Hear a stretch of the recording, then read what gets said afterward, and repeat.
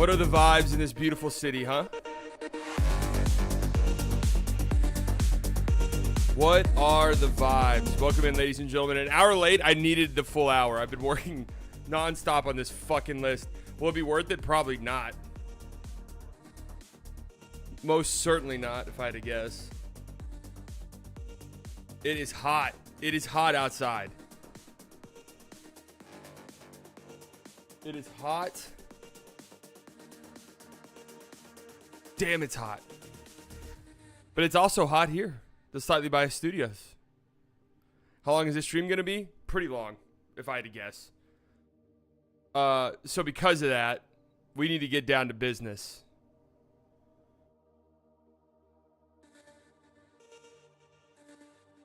So because of that, we need to get down to business and not waste any more time. There is some stuff to talk about, obviously. The Alex Caruso trade. Malik Monk signed an extension last night with the Sacramento Kings, which is a bit of a surprise. Both of those guys are in my top 100, so I feel like we should just talk about them whenever we get to them. That just makes the most sense to me. But in other news, JJ Redick has formally been announced as the head coach of the Los Angeles Lakers. Let's go ahead and give him a round of applause, ladies and gentlemen, a round of applause. A friend of mine in a roundabout way. I've become friends with Jason Gallagher, who is the podcast host of, or the podcast producer of JJ Redick's podcast. So in a roundabout way, I'm friends with the new head coach of the Los Angeles Lakers. That's right. Last year's was 3.5 hours long. All right, can somebody fill me in, please? Did I not do a midseason one this year? What happened there? Did I not do a top 100 list midseason? Because I was looking through my stuff, and I had a full top 100 list midseason. I spent all of the time doing it. Did I not do it on a stream?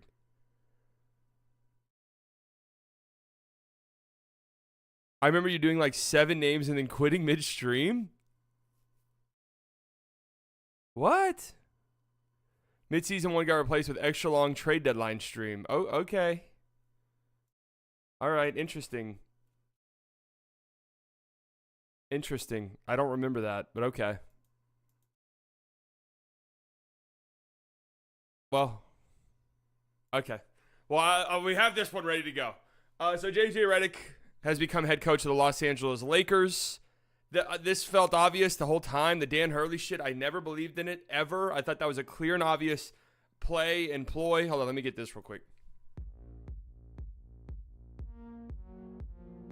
Cray, 18 months, slightly summer in motion. It's going to be a great summer. And guys, all right, I am brainstorming and just sort of workshopping the idea that I floated out there last stream, the idea of me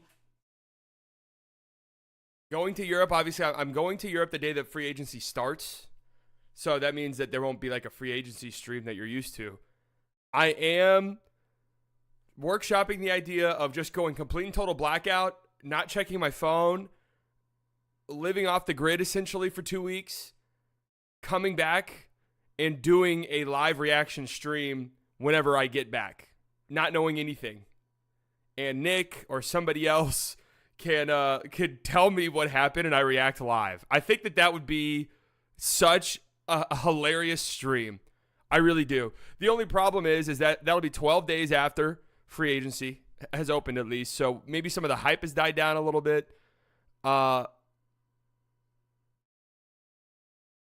it is one of the most hyped times of the year. So I would be missing out on that initial engagement and stuff. But I do think it would be one of the best streams in the history of this channel, potentially the best one, depending on what happened. But I'll think about it. And also, I don't know about my discipline. I don't know if I could go a full 2 weeks of not knowing what happened in NBA free agency. But I do think it would be pretty fucking funny. Yes, I am going to do a preseason or off-season predictions. I think I'm going to do that next Friday. So Monday, I think we're going to do the community draft like we did last year. That should be fun. Community draft on Monday stream. Then Wednesday, obviously, is the draft. And then Friday, I'll do a predictions. June 30th. Yes, June 30th is when it opens, technically. So, I don't know. I'll see. I'll workshop it. We'll try to figure it out. But anyways, congratulations to, again, JJ Redick. How is this going to work out? I don't know. Nobody knows. I've gotten, what up, Retna? I've gotten away from this. I've gotten away from being overreactionary to coaches, head coaching hires and stuff like that. Nobody knows. Genuinely. So congratulations to him. We'll see how it all plays out. All right. If you guys haven't liked the stream yet, make sure you do so. It helps me out tremendously, especially early on in the streams. Live cycle. Lets YouTube know I'm having a great time, of which we are. Spreads it out. Okay. Now, if you guys leave and come back, I'm not going back over players. I'm not going back over players that you missed. Slightly, my dog has a tumor, and I might have to pay $6,000 to help her get it fixed. What do I do? That's a toughie, Retina. I don't know. Consult with a vet. Sorry to hear that. All right, let's get into the top 100.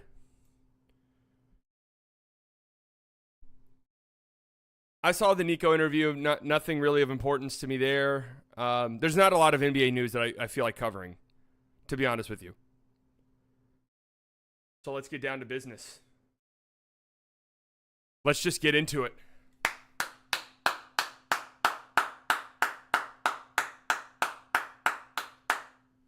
All right. So here's just the lowdown. Here's the lowdown, okay? Here's how this is going to work.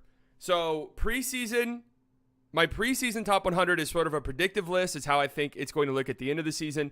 The end of the season one is just based off of the last season of basketball, okay? So no, there are no upcoming rookies or anything like that. I tried to go about half the games played. So you'll see here in a bit when we go over the players who dropped off. If you missed around half the games, I took you off the list. It just felt fair to get some more guys in there. There are some that I made an exception for. Okay? There are some that I made an exception for, but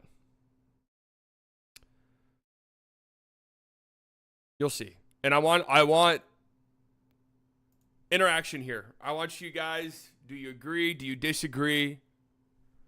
Only players who played in the 23-24 season, yes, and who played a lot. So let's just go over the guys who dropped off. For example, Ja Morant. Didn't play anywhere near enough games, obviously. Same with LaMelo Ball. Same with Zach LaVine. Same with Julius Randle. All guys who more than likely would have been on the top 100 list had they played a decent amount of games. But unfortunately, they did not. Okay? Unfortunately, they did not. Cam Johnson, I can't believe how high I was on Cam Johnson in my preseason rankings. Don't know what the fuck happened there, but he's off. Nick Claxton, not really his fault. Nick Claxton just needs like a point guard, needs other players around him, and he just didn't have that for pretty much the entire season. So he's off. Miles Bridges, off. Disappointing season for him. Josh Giddey, off. We'll talk about the Giddey trade when we get to Caruso. Ayton, off. Kessler, disappointing sophomore year, off. Wiggins, obviously a bad season, off. Marcus Smart, hurt. Al Horford, didn't think he was that good this year. Wendell Carter, an honorable mention, had him close to the top 100, to be completely and totally honest with you. What up, Connor? Kevon Looney, bad season, off. Jalen Duren, very disappointing season, off. Vooch, just bad now. Clint Capella, just bad now. Hero, hurt. Boyan, not very good. Buddy Hield, not very good. Okongwu, disappointing season. Chris Paul, thought about him. Jordan Poole, terrible. So these are all the guys who got yeeted off my list.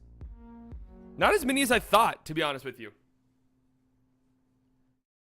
Not as many as I thought. Paul with the 5. Hey, can you go back over the players you've done already? Honorable mentions. Yeah, Ja played. How many games did Ja play? 9? Like, come on, bro. I'm not putting him on a top 100 list. Some honorable mentions. TJ McConnell, I thought about. I'm not going to lie to you. I was thinking about how can I sneak in TJ McConnell, Andrew Nimhard, some of these Pacers players that I liked. Nimhard just wasn't that great all season long. Was great in the playoffs. It was just kind of difficult. Yes, playoff performance factors in quite heavily. Quite heavily. Zubats was close. Claxton was close. Jabari Smith was close. Grayson Allen. Vince Williams Jr. was close. I liked his season a lot. Max Strus. Gaff, I thought about. Josh Hart. No, I didn't put Josh Hart in my top 100. I ended up not going with it. Nimhard was my 101. Nimhard was the last person to get yeeted out. And definitely you can make an argument for him to be in. But if I'm doing a top 100 just off the last season, he was great in the playoffs. He struggled for a good chunk of the season. And that kind of was difficult for me.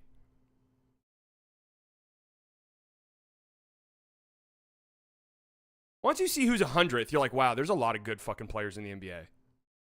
Because I feel like if you were to ask anybody, is Lou Dort a top 100 player? I think most people would say, yeah, Lou Dort's top 100. But then you do it, and it's like, well, if Lou Dort is top 100, then he's barely in that shit. It is incredibly stacked and incredibly difficult to do a list like this. So the first few guys, you're going to see stats like this. It became too difficult. So I'm just going to read out some stats that I find interesting. But Lou Dort, 41% on catch and shoot threes this season. Yeah, I like Lou Dort's defense a little bit more.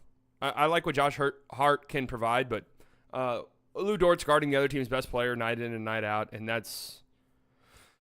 You got to appreciate that. You have to appreciate that. Now, the shooting did kind of fall off a cliff in the playoffs, especially against the Mavericks, where he shot 31% from three, but that was mainly the Mavericks' defense and, Lou Dort's offensive limitations becoming a little bit more obvious as the series progressed, as the postseason progressed. But he's a good player. He's a good player, a good defender, one of the best defenders in the NBA. I know Mavs fans have grown a disliking for him, obviously, but you still got to give him props. Lou Dort at 100. Any problems with this? Should Lou Dort be higher, lower, off the list entirely? It's kind of hard to start at 100 and say what you want until you see who's ahead, who's behind, all of this shit. So, Mavs fans pretending like Dort isn't a good defender. Yeah, Dort's a great defender. Is Dort the Luka stopper? No, but, And by the way, this number right here is where they ranked in the preseason, okay? At number 99 is where I went with Austin Reeves, who dropped quite a bit. I did put Darvin Ham terrorism here. Let's not forget he was in and out of the starting lineup all season long. Weird fucking rotational stuff. With when D'Angelo Russell was popping off, it was kind of difficult for him to be in the rotation. But I love Austin Reeves' game a lot. I thought he was great in the playoffs. 16 points per game, 58% true shooting in the postseason. I just saw a stat before I started this that his pull-up jumper percentage was like close to 60% in the playoffs this year. I like his game. Wait, who's 100? Oh my God. I like his game quite a bit. And it was a weird, wonky season for him. He didn't really take the step forward that I think a lot of us thought he was going to. But that could be coming for him next year whenever he has a more defined role, I would say. But I still like Austin Reeves' game. And I feel like a lot of the disappointing stuff from Reeves, honestly, probably not even all his fault, considering where the Lakers are at and some of the questionable coaching stuff. So Reeves at 98. I'm popping off with Brandon Miller here at 98. An incredible rookie season. And really closed the season out strong. 20 points per game, 44% from the field, 37% from three in his last 33 games. So damn near a third of the NBA season. He was fantastic on an absolute dog shit team. His self-creation as a rookie was quite surprising. Now, there's definitely some stuff that he needs to work on. He needs to work on finishing around the rim. The playmaking, if he's going to have the ball in his hands a bunch, the playmaking needs to be better, right? But there was a lot of stuff that I liked that he did well. I don't know if he should be higher. It's always difficult ranking when it's like, all right, a guy like Brandon Miller, the best player on the team, has the ball in his hands quite a bit, 23 usage rate. How do you compare that to like a role player who's really good, who has a way less responsibility? It's difficult. It's difficult to sort of compare those two players. And I will say one thing. One thing that I grew to appreciate quite a bit in these rankings were just ceiling raising players. So even guys who might have low usage rates on their team, but whenever they're out there, their team just clicks a little bit more. I've grown to really appreciate that in players. It's difficult. It is hard to rank players on bad teams. That's true as well. I can watch basketball and tell you Brandon Miller is a much better player than Lou Dort, and that's how. Well, that's true too. And it is difficult because it's like there's some guys who in a vacuum are just better basketball players. But from a production standpoint, what we saw this past season, Norman Powell, I continue to absolutely love Norman Powell's game. I think he's just consistently one of the most underrated players in the entire NBA. One of the best shooters the league has. 43% from three this past season. Can shoot off the dribble. Can shoot off of screens. Can catch and shoot. His floor spacing is incredible. And he can put it on the floor, create offense for himself. And, you know, a sneaky, okay playmaker as well. I like Norm Powell quite a bit. I like him quite a bit. And in his heyday, he was a pretty solid defender. I think he's fallen off quite a bit defensively. But did we ever figure out what the shit on his forehead was?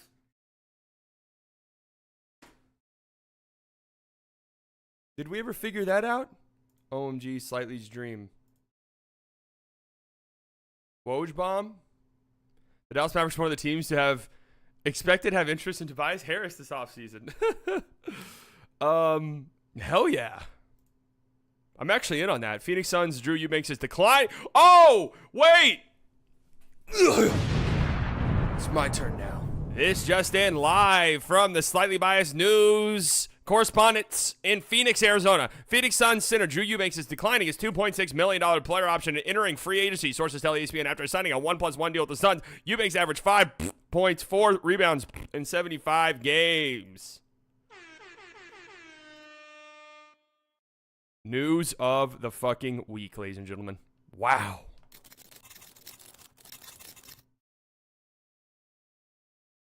Oh, was it from when his head got split open? Okay, I did forget about that.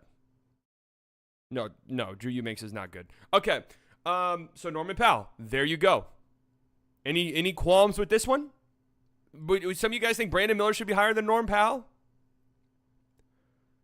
I like Norman Powell. I actually thought he'd be higher on here. Oh, I'm going to get killed for this next one. Whoops. I feel like I should maybe drop this next guy. But actually, I don't give a shit. I'm not apologizing for anything. Norman Powell had a great season. Yeah, Norman Powell was awesome. Miller greater than Powell. Dylan Brooks. So before you fucking say anything, I know the Dylan Brooks naysayers. I know the Dylan Brooks haters. He's a great defender. He just is. He's a really, really good defender. No, I don't consider contracts at all. I'm just going off of this player is good. And I'd also that's true. He started the season, Dylan Brooks did, on fire shooting wise.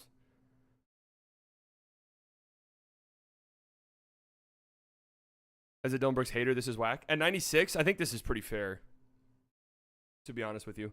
And I also sat and I thought about it. If I was close, if players were close to me, I think, all right, if I'm just wanting to win a championship, who am I picking?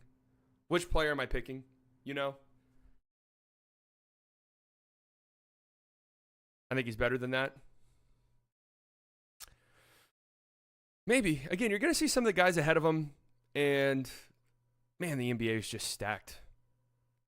So Dylan Brooks, still a great defender. I think this is the last time we have stats, because I started to realize this was about 11 a.m. this morning. I was like, there's no fucking way I will finish this today. Next up is Klay Thompson. A big fall off here. I still think he's a top 100 player, though. But he's right on the edge of it. Right on the edge of it. I mean, hanging on by a fucking thread. I still like his floor spacing. This has kind of been the case for Klay who had obviously an atrocious play-in game. What did he end up going? 0 of 10 or whatever it was? Did he get a shot? Did he make a shot in that play-in game that they lost? Or did he go 0 for? The case with Klay over the last couple of years, he starts the season so badly and everyone's like, oh, Klay's completely washed. And then he will sort of pick it up around January or so. In the last 46 games of the regular season for Klay, 18.5 points per game, 40% from three. It's just defensively, he's not where he used to be, where he used to be one of the better perimeter defenders in the league. And that skill set separated him quite a bit. But his shooting is still a weapon. That ability to come off of screens, that ability to shoot from a standstill. He just sometimes does a little too much. The self-creation is just not where you'd want it to be for how often he goes to it. I'm very interested to see what the offseason holds for Klay Thompson because I can see a world where he goes somewhere else. I can see a world where he goes somewhere else and has like a really solid season and is a really big contributor for a team. So shout out to Klay Thompson. Doesn't seem like there's too many qualms here, so I'm happy about that.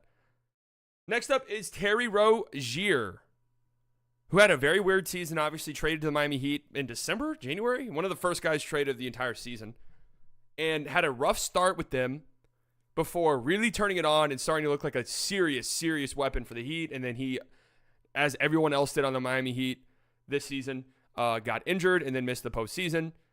I like Terry Rozier's game quite a bit. His last 20 games with the Heat before getting hurt, 18 points per game, 4 assists per game, 44% from the field, 42% from deep. I like his game quite a bit, and I'm interested to see what next season looks like for Terry Rozier and the Miami Heat. I like his aggressiveness. I just like how he doesn't give a fuck. I know sometimes it can be very annoying, players like that. But I do agree that his stats don't necessarily do him justice. But he did only play 61 games. That does factor in. If players are close, I'll look at their games played. No, I think Terry Rozier is a bit smarter of a player than Tim Hardaway Jr. He does have some like legit playmaking bursts. I do. I would be surprised if he's not higher than this next season. And the same thing can be said for the next guy on this list, and this guy could potentially be higher, but his game kind of fell off a little bit. That is Mr. Keegan Murray of the Sacramento Kings, who, to start this season, it was like, holy shit, Keegan Murray's taken this ginormous leap. Here we go. This is exactly what the Sacramento Kings have needed, and it did kind of drop off a little bit. In December, 62% true shooting. In January, 61% true shooting. Then 56, 56, 51. Had some great defensive flashes as well this season. That looked like he could be maybe a perennial all-defensive player maybe in the near future. And maybe Keegan Murray should be higher, actually. Maybe Keegan Murray should be a little bit higher. Kings need another defending wing that can shoot. Kings fans, yeah. Keegan Murray was playing so well at the start of the season that Kings fans literally wanted to murder a writer I saw on NBA Twitter who insinuated that, hey, I think the Kings need another defensive wing. And they're like, have you not fucking watched Keegan Murray play basketball? But I like Keegan Murray's game quite a bit, and him taking a step forward is going to be pretty important for the Kings and their future endeavors. Next up, Tobias Harris. I don't give a shit. I'm not jumping off of the Tobias Harris wagon. I'm not. I had him as not ranked before the start of the season. I refuse to believe that. He had to be in my top 100 before the season started. There's just simply no way, knowing me, that Terry Rozier was not, or Tobias Harris was not in my top 100. Look, I don't care, man. I think he provides a valuable skill set. I know his contract is bad. I know that he's had some moments where he's completely and totally disappeared. I know he had a bad postseason. I know that he was a complete and total no-show in that elimination game. I think he had a game where he had 0 field goals. I don't give a fuck. All right, he has a skill set that I like. He has a skill set that some team's probably going to grab him for the mid-level or something, and it's going to work out pretty well.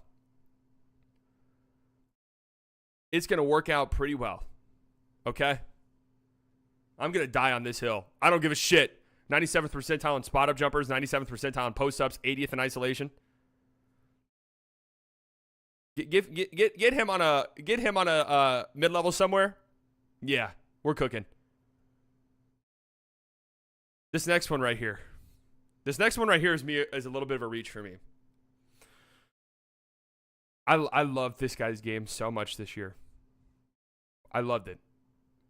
I loved what he did. I loved how much dog this guy has. I love his defensive intensity. He's got a little bit of a size problem. Here, I'm going to give you guys a hint. I want you to guess. He's got a little bit of a size problem defensively, and bigger wings can maybe bully him a little bit. But he is a ferocious defender, and he had a pretty interesting offensive leap. Shot pretty well from three. Shot really well from three, actually. On decent volume. He was on a playoff team that won several series.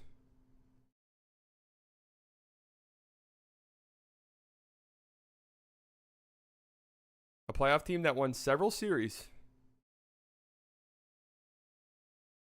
No. In the Eastern Conference. Hey. Aaron Nesmith. Aaron Nesmith had to get a shout from me.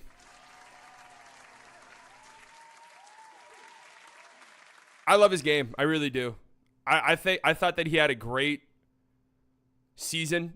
I thought what he provided was so important for the Indiana Pacers. His defense, especially at a time. Nembhard greater than Nesmith. I could see that take. The thing is like Nembhard had struggled so much in the regular season, and he was fucking awesome in the postseason. And he was my 101. He was literally my 101. Okay, bro, Nesmith over John Morant. John Morant didn't make it because he played 9 games, bro. He played 9 games.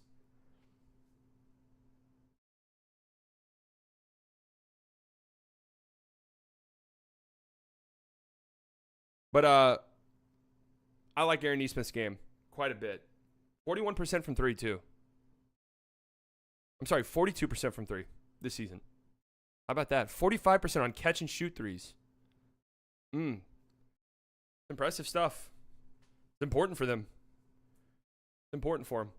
All right, next up, D'Angelo Russell. If this were before the playoffs, he'd probably be a little bit higher, but as per usual, he shit all over the fucking court in the postseason, but I cannot look past how legitimately good he was for huge stretches of the regular season. What is the NR? Not ranked. That's where I had them in the preseason one. 59% true shooting in the regular season, 41% from 3. It was awesome. Like, it was legitimately awesome in the regular season offensively. 99th percentile in isolation. 96th percentile in spot up threes. Like, he was great. And he was most certainly better than Austin Reeves in the regular season. And then the playoffs came around, and he averaged 14 points per game, 31% from 3, 48% true shooting. Shit all over the court yet again. And look, man, the Lakers were 31-11 when he made 3 or more threes, and they were 15-19 when he didn't. Okay? Very interested to see where he ends up this offseason. Yeah, I could see him on the Magic for sure. That makes some sense to me. NBA University tweeted out D'Angelo Russell, Orlando Magic. What does he know? What does he know? All right, let's get into the 80s. You guys want a hint here for 89? He's Mr. Pot Scraper. I was actually very surprised that I had him on my preseason rankings. I thought for sure I would not have, but he was, in fact, on my preseason rankings. Mr. Not Going himself. PJ Washington, who does crack my top 100 list. PJ Washington. Too low. I could agree. Again, this is a full season ranking. His time in Charlotte was weird and wonky. Didn't shoot well from 3 at all during the regular season. But in the playoffs was absolutely remarkable. 13 points per game, over 6.5 rebounds per game, 34% from 3 in the playoffs. And was incredible in that series against the Thunder. 17.7 points per game, over 8 rebounds, 47% from 3 over the course of a full series. Over the course of a full series to help propel the Dallas Mavericks to the Western Conference Finals and then eventually the NBA Finals. So absolutely incredible. Shout out to PJ Washington. Aaron Gordon was in your top 30 last year. Was PJ top 50? The Mavs win 3 more games versus Boston. Probably not. Aaron Gordon was like all season long, all defensive level guy. Nesmith is better than PJ Washington. I don't know. PJ was good enough in the playoffs. Showed enough flashes. He didn't shoot well outside the OKC series. I mean, he didn't shoot horribly though. He didn't shoot horribly. That little mid-range floater game that he has ended up being so big for the Mavericks at times this postseason when everything else was sort of slowing down. And defensively, he was great. It's not a secret that the Mavericks ended up becoming as good as they were defensively once PJ Washington got there. The Mavs defense was 5 points per 100 possessions better defensively after they acquired PJ Washington. So, shout out to him. I think he definitely deserves to be here.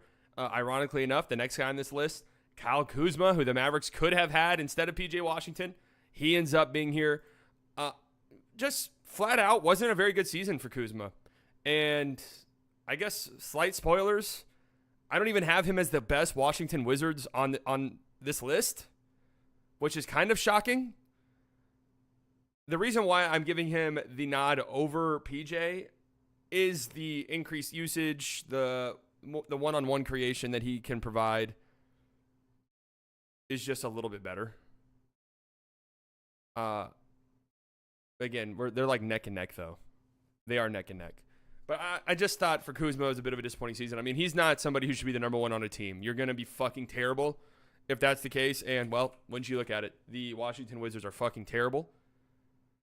Kuzma's more of a 3, 4, 5th option. I really don't think Kuzma should be higher. I'm just going to be honest with you. I'm looking at the guys ahead of him. I don't think I'd take Kuzma over any of them. Way better than PJ? Well, he wasn't way better than PJ this year. He was better ever so slightly, but he was not way better. Next up. Now, this might be too low. I'm not going to lie to you. This was a very late edition that I was like, oh shit, this guy's not on my list. What did I do? And I just kind of threw him into a spot that I thought made sense without really looking at it. Only 57 games for this guy, though, so he did miss a huge chunk of the season. That's a big reason why I have him where he's at, and also on top of that, wasn't that great, and by not that great, I mean it was actually really bad in their playoff series against the Thunder. Granted, their entire fucking team was terrible in that series. It is Mr. Trey Murphy from the New Orleans Pelicans, who missed a very solid chunk of the season due to injury, and just kind of struggled from deep, 33% on the season. But his range is absolutely ridiculous. We know that. He can pull from pretty much anywhere. Should be starting for them. They need to figure out a way to get him in the starting 5. His floor spacing is incredible. His size is incredible. I like Trey Murphy's game quite a bit. And he closed out. Again, he missed the first 20 games of the season for the Pelicans. So kind of eased his way back into things. And usually when you see that for a player, the numbers can be a little bit rough. But here, I'm just going to pull a sample size that looks good to me here. The last 22 games of the season for Trey Murphy, 41% from 3. So there you go. How about that? That ain't bad. That ain't bad at all. And he did struggle quite a bit in that series against the Thunder. But again, who didn't? All right. Next up, a lot of potential Dallas Mavericks trade targets here, all in a row. Next up is Jeremy Grant for the Portland Trailblazers. Very similar to Kyle Kuzma in the sense that if this guy is your best player, and to be fair, the only reason Jeremy Grant is the best player for the Blazers is just due to absurd injuries. But no, I like Jeremy Grant's defense more than Kuzma. And also Jeremy Grant, 40% from 3 this season. Only played in 54 games. 21 points per game. I mean, his numbers really aren't terrible. But again, it's the whole, if this guy is your best player, well, you're in for a world of hurt. The Paul George of Tobias Harris's. That's pretty good. That's pretty good. I think that's about right. No, contracts don't factor into this list at all. So there's Jeremy Grant right there. You guys think he should be higher? I don't really know. This is where it becomes difficult with like the Jeremy Grants of the world, right? Where I'm looking at players who have much smaller usage rates and just less responsibility on their teams than a guy like Jeremy Grant, but they are just better in their roles, if that makes sense. So he's a lot better than Kuzma. I do think he's better than Kuzma, which is why he's higher than Kuzma. Bog down this list? Stay tuned. Next up, Deni Avdija. Deni Avdija makes his slightly biased top 100 debut. Round of applause for him. I do think he was the best player on the Washington Wizards this year. Obviously, he didn't have the, same responsibilities as Kyle Kuzma or even like Jordan Poole, really. But, man, I thought Deni Avdija was fucking awesome this year. One of the best role players in the NBA. If he were on a better team, he most certainly would rank higher on this list just because we would see him in a more competitive setting, see him in a postseason setting. His defense is very, very good, and his shooting has become quite interesting. That was a big swing thing for him. A big swing thing for him in his career was getting that three-point shot down, and it came a long way this year. And I don't know how sustainable it is necessarily. It was only 37% from three, but this is a guy who 31% his rookie year, 31% his second year, 29% his third year in the league, and then 37 last year. So if he can keep that up and just be league average to above league average from three, on top of his great defense, on top of his aggressive driving ability, on top of his like legitimately good playmaking ability, this is like a all-star role player. Not like an all-star, but an all-star role player. And I'm very interested to see what the future of his career holds, to be honest with you. Would you rather have him over a healthy Andrew Wiggins? I mean, right now, yeah, he's younger. I don't know if Andrew Wiggins likes playing basketball. This one shocked me. If you guys know me at all, you guys know I'm not usually a fan of this player. And I knew he played well at his newest destination. But going back and looking at the numbers, I was surprised he played as well as he did at this spot. And it was enough for me to be like, hey, you know what? There might be something here. That is RJ Barrett, obviously traded midseason to the Toronto Raptors, where he averaged 21 points per game, 6.5 rebounds per game, over 4 assists on 39% from three, 61% true shooting. Those are pretty fucking good numbers, man. Like, those are legitimately great numbers. And I got to be brutally honest with you. I wasn't really watching the Raptors very much after their fire sale. But anytime I did, RJ and another guy who's coming up on this list pretty shortly stuck out to me. And I think if you're a Raptors fan, you have to be pretty excited with what you've seen from the guy that you traded. For average 25 and his number 84. Well, he was 21 on the Raptors. But I still have questions about his defense, to be totally honest with you. There's just some guys. There's just so many good role players in the NBA right now, man. So many good role players. It's absolutely crazy. Next guy up on this list, Jonathan Kuminga, who looked like he was having a massive breakout season. Then got hit with injuries, and then it was just kind of weird from then on out. But for a while there, it was like, holy shit, here comes Jonathan Kuminga. 34 games before he got injured, nearly 20 points per game, 5.5 rebounds per game, 54% from the field. Then he got injured, and then things just got a little bit wonky from then on out. Obviously, there was the weird starting lineup thing, and then he wanted a trade potentially. Strange season. But Kuminga is a dog. I like him.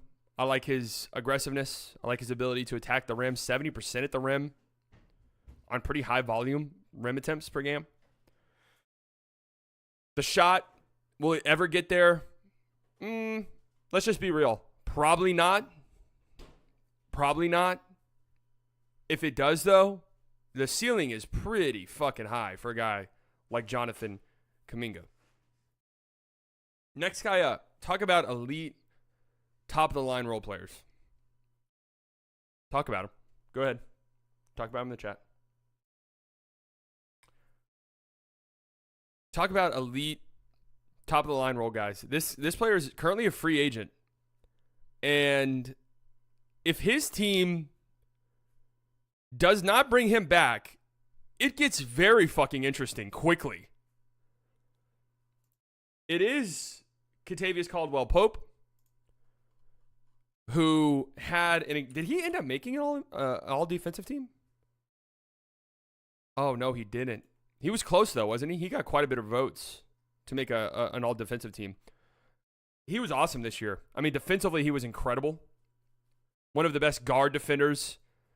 Yeah, no, it does look like a photo for Paolo, but I wanted to do the, him playing defense bit. His screen navigation is some of the best in the NBA for a guard. One of the best perimeter defenders in the NBA. Very important for what the Nuggets do, both defensively and offensively. Bit of a letdown in the playoffs, just from an offensive standpoint, just efficiency-wise, but 40% from three in the regular season. A great spot-up shooter. Plays really well next to Jokic and Jamal Murray. They really need him back. And if I'm a team like the Sixers, and I've maybe struck out quite a bit on some of the guys that I might have wanted.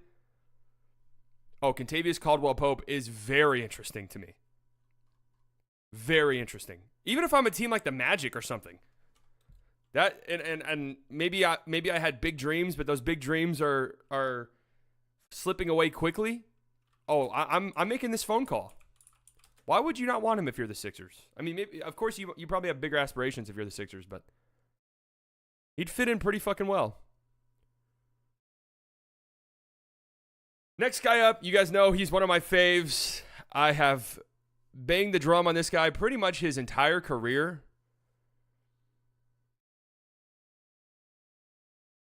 I picked him to be... No, we already did Tobias Harris. I picked him to be a sneaky most improved player candidate this year. And he did get votes, believe it or not. I did love Marquise Daniels. He did get votes. I'm just seeing this for the first time. I didn't realize that he actually got voted on this ballot. Kobe Buffkin, soon. Soon come. It is Mr. Devin Vassell of the San Antonio Spurs. Injured for quite a bit of the season. That's been a problem for him throughout his career so far. Only 38 games last year, 68 games this year. 37% from three. I love his game. Devin Booker light. I think that's a pretty fair comparison, honestly. Their games are kind of strikingly similar. I would say Vassell, especially early at this stage in his career, more threes and stuff. But the elevation they get on that's the one thing. The elevation they get on their jumpers. The elevation that he gets on his jumper is just absolutely nuts. Can he become a star? I think that's possible. He's 23 years old. Again, it's been some injuries and some bad seasons for him, or bad teams that he's been on. But, man, the Spurs are going to do some interesting stuff this offseason. Wemby's going to get better. They're going to be a better team next year. And people are really going to figure out how fucking good Devin Vassell is. That's where we're going to be at. That's where they're going to be at. I do agree that right now on their team, on the Spurs team, Devin Vassell I'm viewing as a damn near untouchable player. Like, I think him and Wemby fit really well next to each other. Yeah, Keldon should be on the table. It's not like they need to trade Keldon this offseason, but anyone not named Devin Vassell or Wemby, in my opinion, could be thrown into any trade. That's not to say they should get rid of him, but if Jeremy Sohan could fetch you something that makes more sense, then I think you should do it. So you guys know I love me some Devin Vassell. Next guy up, CJ McCollum. Such a hard player to discuss. Obviously, talent-wise, one of the most talented players in the NBA. Skill-wise, one of the most skilled players in the NBA. His fit sucks on this Pelicans team. He's not a point guard at all. His fit is absolutely terrible. His defense is awful.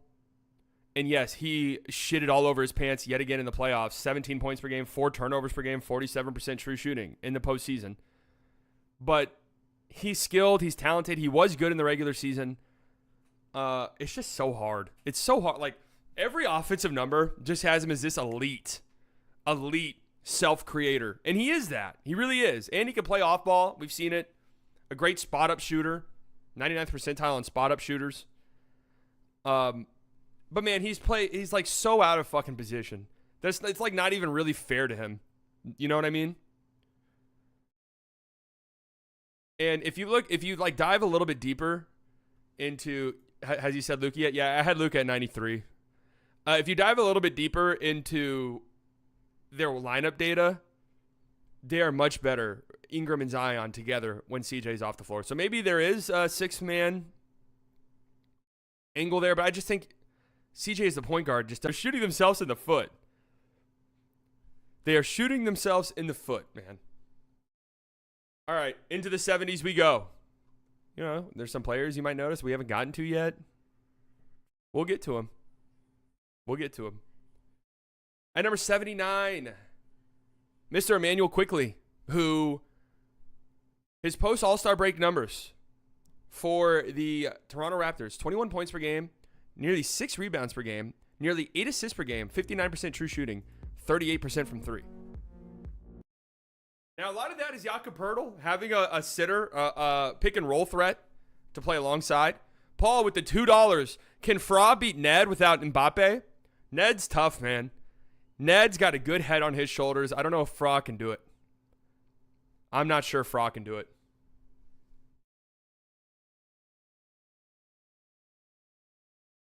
There's just simply no way you can have Caruso this high. Well, there is simply a way because he is. Caruso, I mean, we'll get to Caruso. His impact stats are just fucking nuts. Absolutely nuts.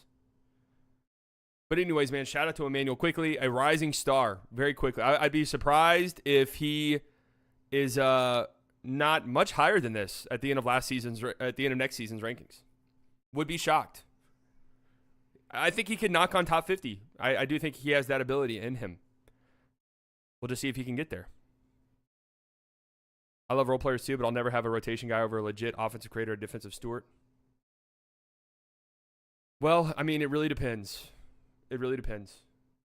Next up, Malik Monk, man of the hour, new contract last night. Congratulations to Malik Monk, who finished at, what did he finish? Second, right, in sixth man of the year? Second and sixth man of the year. Well deserved. Like, fantastic season for him. There was legit moments when Fox was kind of struggling a little bit, and you guys know how I feel about Domantas Sabonis. Where it was like, Malik Monk is their best fucking player. Like, you'd watch Kings games, and it would be like, oh, is Malik Monk their best player? And now that we're on Malik Monk, we can get to his contract extension. I was shocked by this news. I thought he was as good as gone. I did not think that he would re-sign with the Kings for what they could offer. I thought some team out there with cap space would have loved to have Malik Monk and would have gladly gave him something somewhat similar to the Fred VanVleet deal. Not as much, because I think Fred is better than Malik Monk, but similar in the sense that, hey, we'll give you 3 years, 3 years, $30 million a year or something.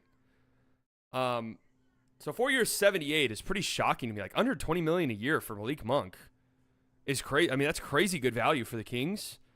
Good for Malik Monk to get paid as well. It does make me wonder if this means that they've said, hey, you're starting for us next year. Or maybe Malik Monk is like, I don't give a shit. I'm cool coming off the bench. I want to win 6 mans of the year. But I love Malik Monk's game. I do. He's a great playmaker. Not a good defender, but a fantastic playmaker. 5 assists per game off the bench last year. 15 points per game. And just has these moments where he takes over games in a way that you don't see bench guys have very often. Whoever 77 is will be a Mav in 2 weeks. Well, I can't imagine a scenario where this is true, but I would not hate it. Now, this could be prisoner of the moment. You guys let me know. I like this ranking of this next guy quite a bit. He had an incredible season. This is his debut on a slightly biased top 100 list. I did not think this guy would ever make a top 100 list, to be completely honest with you. Although he did have some good seasons. But this was a great year for him. He had a great playoff run on a team that asked a lot out of him. Not just him, but everyone around him. And he had to play 40-plus minutes a game. And not only that, but there was a stretch during the regular season where this guy was averaging like 14 threes a game. Do you guys remember this stretch? I think he went 7 of 12 against the Mavericks one night. That is Mr. Dante DiVincenzo. who, damn, Dante. I'm looking at his numbers and I was like, holy fuck. DiVincenzo, 7th in just 3-point volume this year. I mean, talk about bombing threes on 40%. 40% from three on 11 attempts per 75 possessions. Insane. Insane the amount of 3-point shots this guy was throwing up. 97%, the white Austin Reeves. 97% on spot up. No, Dante DiVincenzo's like the black Austin Reeves, if we're being honest. 97% on spot up jumpers.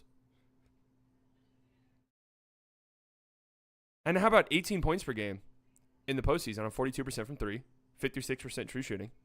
How many minutes was he at? How many minutes was he averaging in the Brandon Miller's going to have the biggest jump on your list next year? Yeah, probably. What was he up to in the playoffs? 35 minutes per game. I actually thought that would be higher. He wasn't getting 48 minutes like Josh Hart was. Oh, that's not true. He did get 48 minutes in that closeout game against the Sixers. 43, 43, 43. Guy, good God, man. Good God. Anyways, love Dante's game. He was awesome this year. Shout out to him. Great get for the Knicks. Just fits in perfectly. Just fits in perfectly. No, Derrick Jones Jr. not on the list. He was a consideration.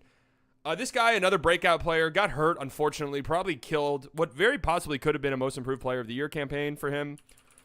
A very interesting young player that I am very interested to see the direction his career takes, because I could see it going a lot of different directions with the amount of flash he showed in a lot of areas. Shooting, driving to the rim, playmaking at a guy his size, defense, setting screens, cutting.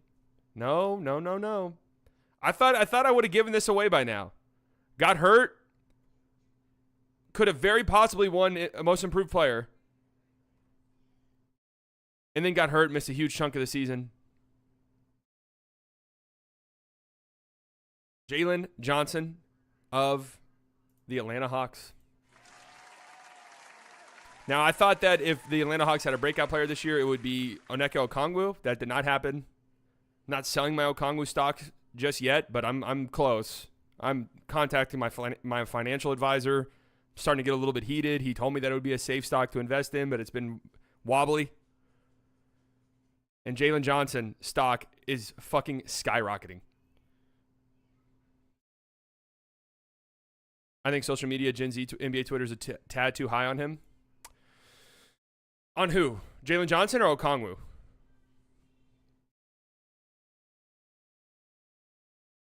Honestly, great pick. So hard to rank guys like this when you've been watching playoff basketball for months. It is, and also guys who had their best basketball at the start of the season, and then for whatever reason, in Jalen Johnson's case, injury. But again, he does a lot of things that are very interesting for a player of his size and with his athleticism. Rolling to the rim on screens, what he can do out of that. His one-on-one ability is sneaky good. There's a three-point shot there as well. Defensively, there's some very interesting stuff.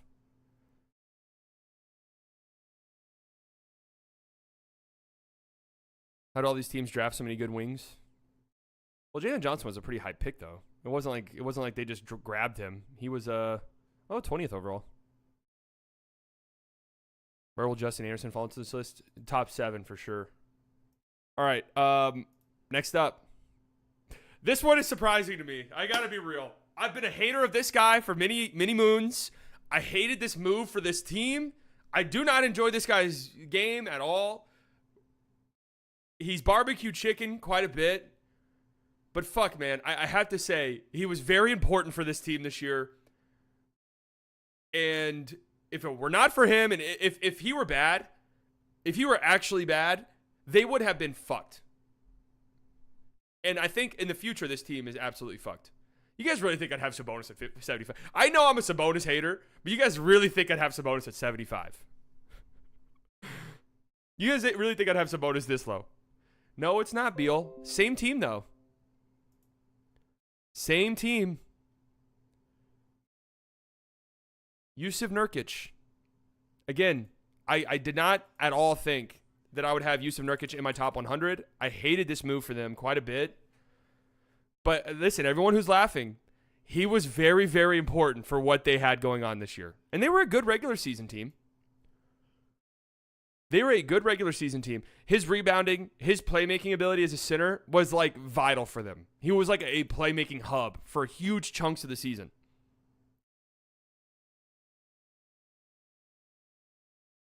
Not the tomatoes. No, not the tomatoes. Why are you booing me? It's probably the first one I disagree with. That's all right. That's all right. I didn't even necessarily agree with myself putting this one on.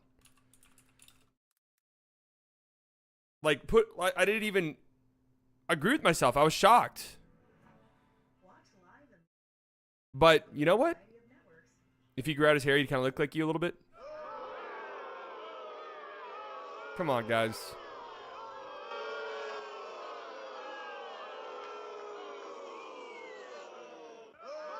Come on.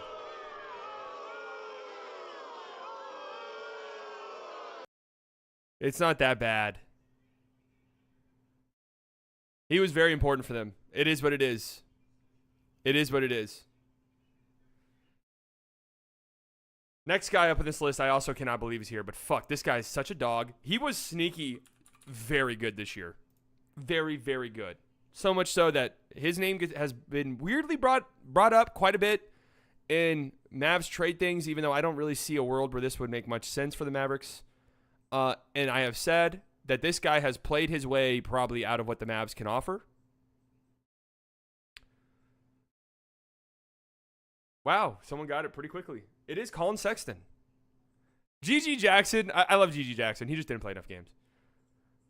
Colin Sexton was great this season. I think one of the most underrated players in the NBA this year, just in terms of what he did, how good he was. I don't think really enough people are talking about it, or talked about it at least to my knowledge. But man, he just kind of did everything needed of him. And he's just such a dog. He's so fun to watch. He's one of my favorite players in the NBA to watch just because he plays so hard. He plays with so much intensity. And beyond that, he's a good player. Can play off ball. Is a pretty solid defender for his size. And yeah, he's an interesting guy in the offseason because I could see him getting moved, but I don't know what the price would be. How long is this stream? An hour? And we're at 74? Holy fuck. All right, let's pick up the pace a little bit here. That's not good. Let's pick up the pace a tiny bit. Next guy up on this list. Next guy up on this list. I did not think this guy. Well, I'm not going to lie to you. I had this guy right on the outside of my preseason top 100, but that's just me being me. I can't believe how fucking good this guy was this year. The level of play this guy displayed changed the trajectory of the franchise that he is on by a lot. And it has us now asking questions about how good this player can be. And would he be this high if it weren't for the postseason? Probably not. But he was in the postseason. He was on a team that made the NBA Finals. It is Mr. Derek Lively, who played so well as a rookie that we now have to ask questions about what it means moving forward. Like, who is Derek Lively and what is his ceiling? He has some limitations, obviously. But man. If Derek Lively develops a shot that is somewhat reliable, woo!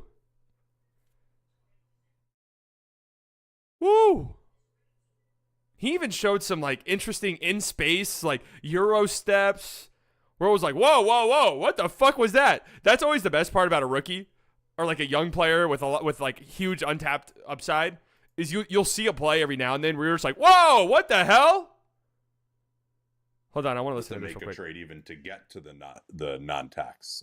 In fact, they're like at the tax right now, so they actually have to clear salary in the How form of much do like they have to clear? let me see. When we talked about it before, they probably got to move either Hardaway, Josh Green, or Kleba. They are basically right at the tax right now with 12 Yeah. with no Derek Jones Jr. and the apron is $7 million over that. So they would probably to comfortably operate. They would have to clear about 10. Yeah. Well, the last I talked to someone about this yesterday, I think Dallas is confident they would be able to not move Tim or Kleba to make that happen, not move any of their rotation pieces to make that happen. So, Well, so Josh Green does fit into that mid-level, the new.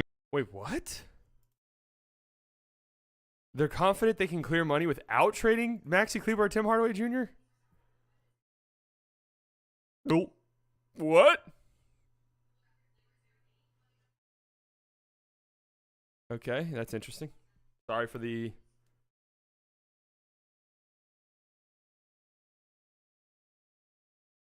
Sorry for the aside there. Luka wave incoming. Wave and stretch, Luka. That was Jake Fisher. Jake Fisher knows his shit, so that's interesting. All right, so Derek Lively. Love his game. Defensively, the mobility, the way that he can move his feet, how fast he can rotate his hips.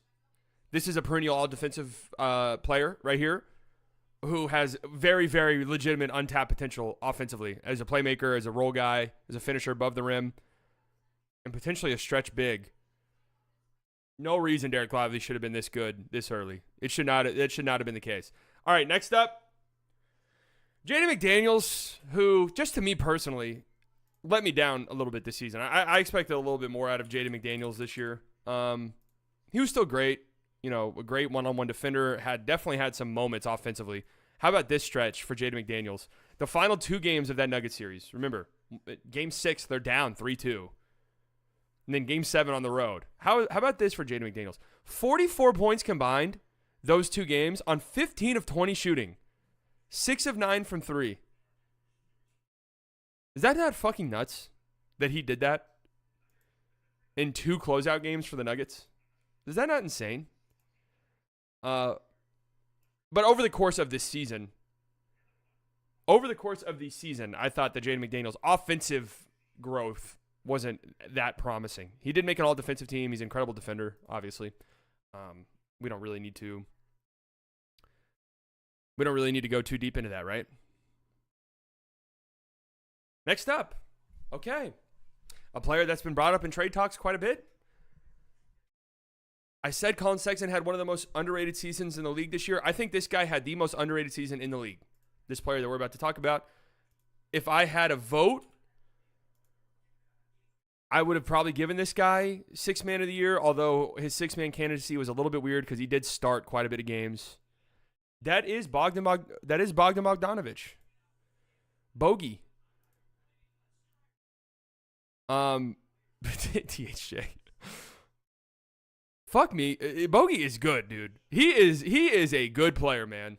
He just offensively does everything you want an off guard to do, where he plays off ball, can shoot off of screens, can shoot while moving, obviously can, catch and shoot, but also can create for himself offensively.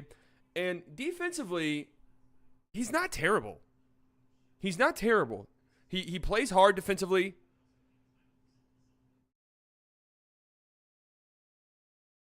He's very talented, and he had an incredible season, man. He was so good this year. And I think it just, the Hawks were such a shit show, and it just went under the radar how good he was. 17 points per game, mostly coming off the bench.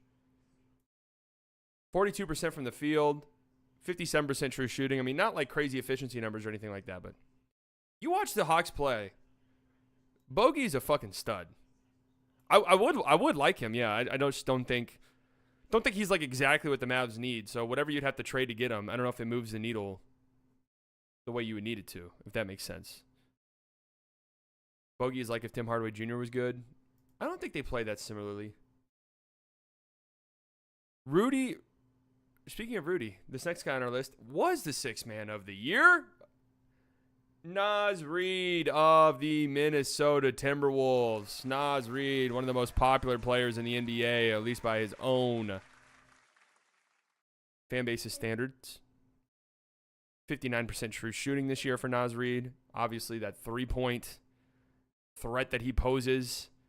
And having Naz Reid off the bench is such a luxury for this Timberwolves team because they can go so many different directions.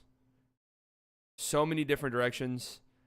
They could take Rudy out and put Naz in next to Cat, and now they have that floor spacing. They could take Cat out and put Naz Reid in and still have that floor spacing while having a bit of a better defender in Naz Reid.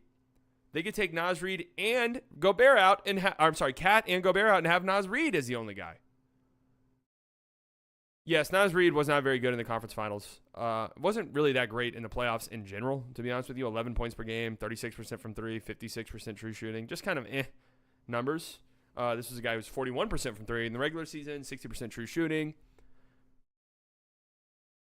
But still a great player and a great luxury to have off the bench. I do think I probably would have voted for Bogey if I had a vote. I don't have a vote, but very deserving sixth man of the year, though. Naz Reid. All right. Let's get into the 60s. This next one, it might be a little bit hot. I've been weirdly high on this guy. I didn't want to give up on him. I might have been one of the few people in the world who had him in my top 100 in the preseason. And the overall numbers aren't necessarily great for him this season.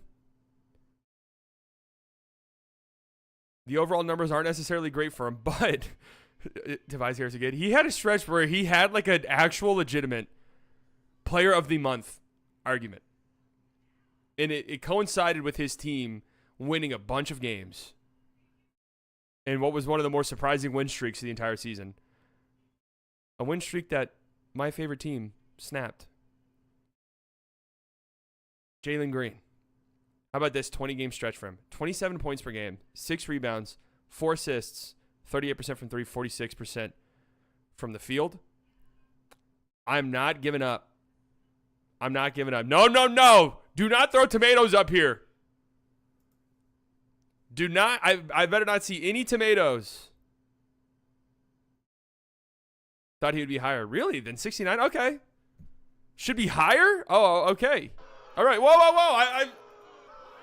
I didn't know you guys wanted him higher. I thought you guys thought this would be too high. That's my fault, guys. Hey. I don't think he should be in the high 50s. He's not better than Naz. You know, when guys are one ranking away, there's really not that much differentiating. But the thing is Jalen Green's flashes, like Jalen Green's high moments are like, holy fuck, this guy could be the best player in the NBA one day. Like, that's how, when Jalen Green's going, that's how it feels. It's like, holy shit, this guy could be the best player in the league. But then he'll have his lulls or just how he normally plays, and it's like, oh, yeah, it's just constant flashes without looking back at the tomatoes like Oppenheimer. It's just constant flashes. All right, the next guy on this list. Are you guys really going to think this is too high for Alex Caruso? Because I'm here to argue you. I'm here to argue. Okay? And while we're here, obviously, we'll talk about the Caruso trade that happened yesterday. Caruso is the best perimeter defender in the NBA. The best. Number one. He does have offensive limitations, which is why he's 68 and not higher.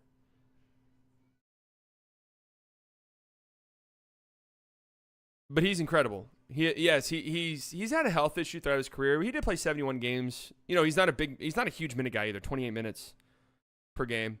10th in defensive player of the year voting. How about that? Was second team all defense this year. Second best behind Herb. Herb definitely is in that argument as well. So let's talk about the trade. Obviously, I'm referencing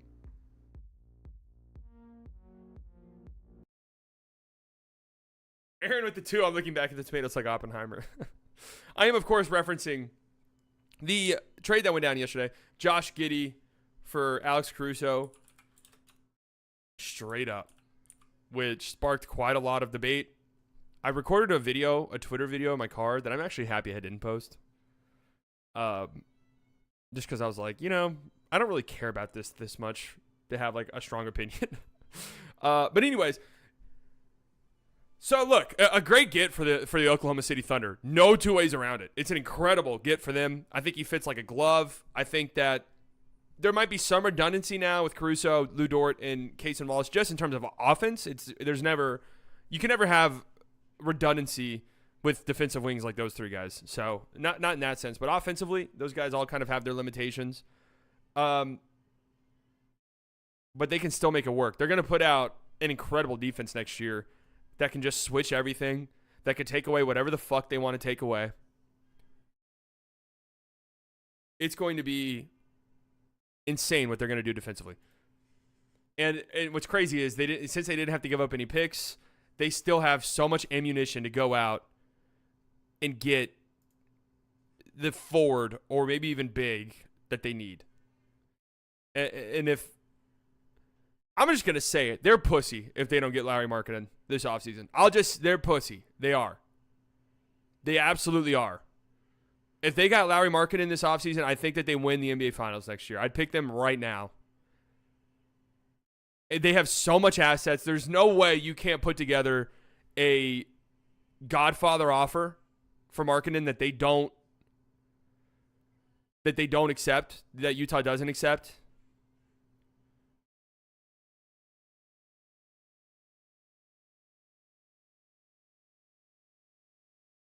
Because, this is awesome for them. And Caruso can guard up, and it's fine. But this still doesn't solve their obvious size problems that they have.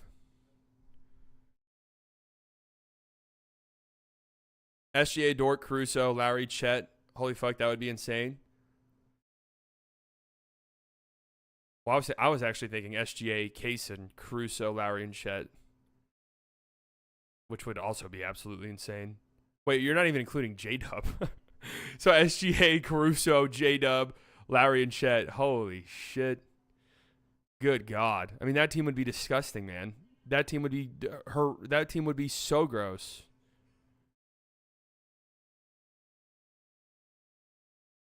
I mean, that team would be disgusting. So it's a great deal for the Thunder, obviously. I don't think it's that bad for the Bulls. I just have to be honest with you. I don't like Josh Giddey that much as a player. This is just as a player, the off-court stuff. We get it. We've made the jokes a trillion times. From what I have a Thunder friend who, funny enough, is probably done defending Josh Giddey, but would send me shit and be like, and I've read up on what Josh Giddey did. I don't know how illegal anything he did was. Fucking stupid on his part for sure.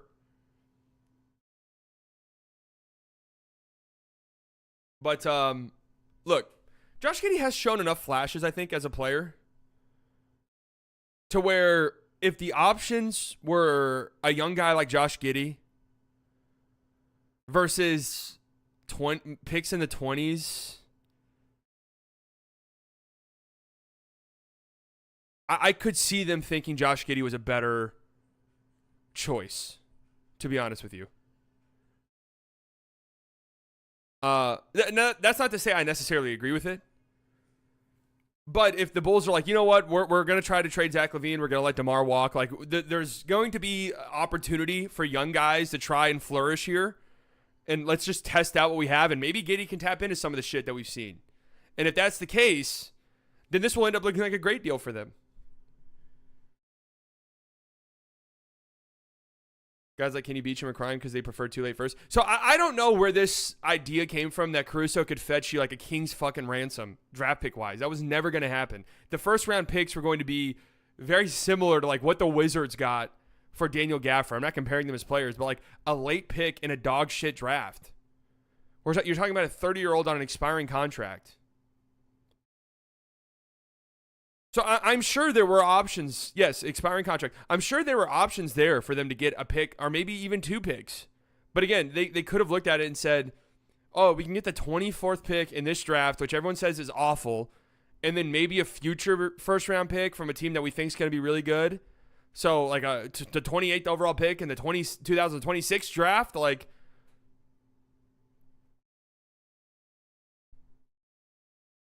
that's I could see them saying Josh Giddey is actually, we'd rather try to develop Josh Giddey. I'm just saying, I think it's a great deal for the Thunder. Like, I'm not saying that they fucked up. That's a great get for the Thunder. They did great. A+ on their end. I'd give it like a B on the Bulls, and I wouldn't give it an F or anything. I'd give it a B. Their biggest fuck up was not trading him a year or two ago when his value was most certainly probably higher than it is now. So, anyways, just a quick defense there of the Chicago Bulls front office.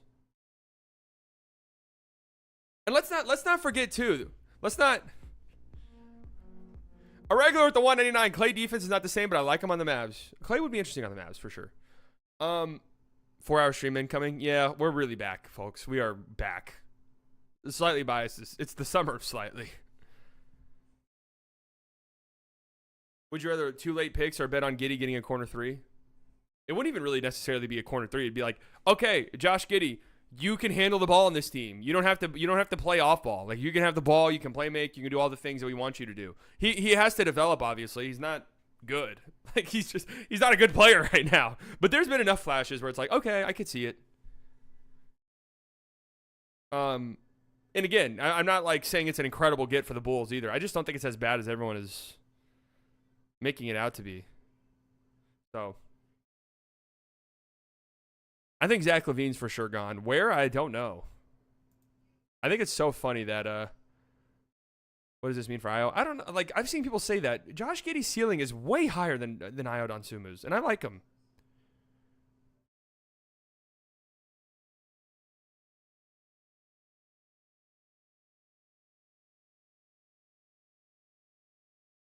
All right, next player up. This was Alex Caruso.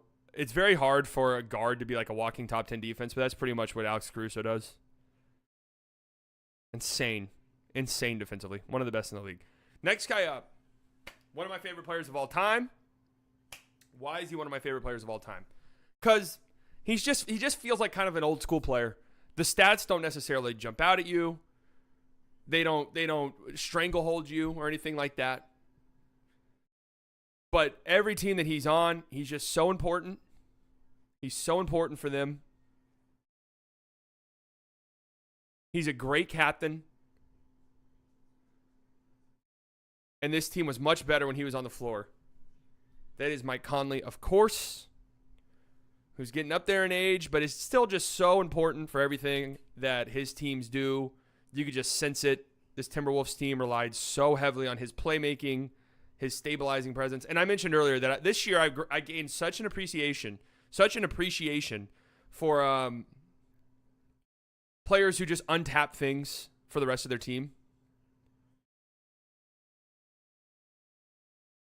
Slightly why didn't you shout me out? I guessed it. Shout out to Retina.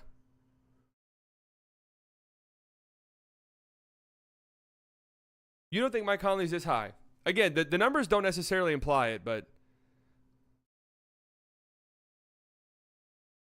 his playmaking is still so good, man. Too high? Conley over Caruso?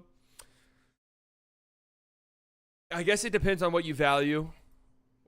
The offensive captain who you could just put the ball in his hands and not have to worry about shit. I really value that. There's not a lot of guys like that in the NBA, man. That is, there's maybe like 10, if that. I'm talking like put the ball in his hands and he can play make and run our offense, and we don't have to worry about him making stupid decisions. We don't have to worry about him trying to take a game over. Just run the fucking offense. If you could have Mike Conley or Derek Lively, you choosing Conley? I mean, that's a difficult one to answer. For the Mavericks, no. Obviously not. For the Timberwolves, they're choosing Mike Conley.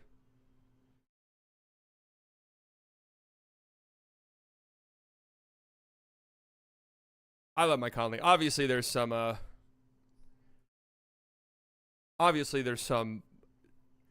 bias there because I've always loved Mike Conley in his game. Next up, one of the best defenders in the entire NBA, had a very strong Defensive Player of the Year case this year, although he was never going to win it because they only decide to give perimeter players Defensive Player of the Year whenever they play for the Boston Celtics. He did finish 5th, though. That is Mr. Herb Jones. Congratulations, Herbert Jones. One of the best defenders in the NBA, obviously. 41% from 3 this year as well. Had some interesting offensive stuff at times.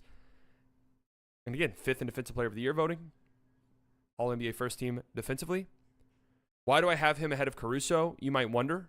It's a good question. It's a very valid question. Herb a little bit bigger, which matters a little bit to me. And I think offensively, there's a tiny bit more upside that I like in Herb's game. But they're close. And obviously, their ranking is close. They're 2 spots away from each other. So, Herb Jones. There you go. Next player on my list. Just churning through some of these guys. Michael Porter Jr. This is a round where he always is. His shooting just unlocks so many things for that team. He was really, really solid in the postseason. Really, really solid against the Los Angeles Lakers, where he was nearly 23 points per game, 8.5 rebounds, 48% from 3. Too low. I go back and forth with Michael Porter Jr. I have to be honest with you. I do. I go back and forth a lot. He makes plays sometimes that make me want to rip my fucking hair out. Defensively, there's moments where I'm like, what in the hell is he doing out there on the basketball court? And yeah, the playoffs really are a perfect representation of that, where he was great against the Lakers and just wasn't that good against the Timberwolves. We saw it firsthand. But, I mean, him being 6'10", his shooting ability, it unlocks a lot of things. Like, him just being 6'10", and being able to shoot like he can, no matter what team he's on, it'll unlock a lot of things. That'll always have him as probably a top 100 just impact player. You just put him on the floor, and the spacing is going to completely and totally. The Tobias Harris of Cam Johnson. That's an interesting one. Jonte Porter did not make this list.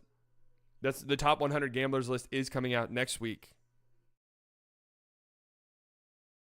I feel like this season was one of the only healthy season he's had to. Yeah, 81 games in the regular season for Michael Porter Jr. How about that?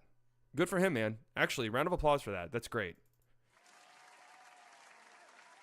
That actually is fantastic stuff. I'm happy for him for that. This next player, God, I love him so much. I've said I've spoken very highly of this player and his potential future. In who I think he can become. This was such a weird year for him. Just fit with another backcourt mate. Weird injuries as well. Just injured all fucking season long. Shit himself in the playoffs again, unfortunately. But man, I still think this guy can lead the league in assists one day. I'm not gonna die on that hill. I still think this guy can lead the league in assists. It's Darius Garland, who, if I'm just being brutally honest with you, if we're just going off of this past season alone, this is probably too high. But it's hard for me. It's hard for me to just eliminate all the other things in my head that I've thought of for him, that I have in my mind for him. 12 games in the postseason, only scored over 20 points 3 times. It's just, it feels like there's a confidence thing there. Almost. It feels like there's a confidence thing. The Tyrese Halliburton of Tyus Joneses. The Jalen Green of Tyrese Halliburton's. Those are both good. Had that weird freak jaw injury and just never really felt the same after returning from that. I like him a lot, dude. I really do. It's just weird with him and Donovan Mitchell. He needs to be a captain of the ship. The ball needs to be in his hands because he's a traditional point guard. You can just tell watching him. He doesn't look to score in times where he needs to look to score because he wants to set up his teammates. But that has to be what he does playing next to Donovan Mitchell at times, is look to score. So that's partially on him as well, but I'm still a believer in him. Through and through. Goal Netherlands. Hey, hold up. I got to show you guys something. One, I will be in the Netherlands very soon. Okay, but I bought something yesterday. I'm hoping it gets here in time, and I'm not entirely sure. I'm not entirely sure how it's going to look on my body. I want to show you guys, but I don't want to like reveal any information. It's a sick throwback soccer jersey. Soccer jerseys are in too. It is a sick throwback soccer jersey.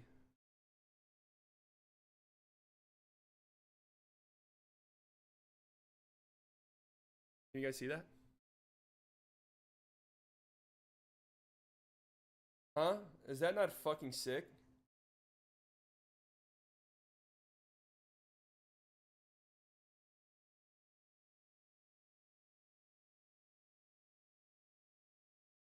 That's sick.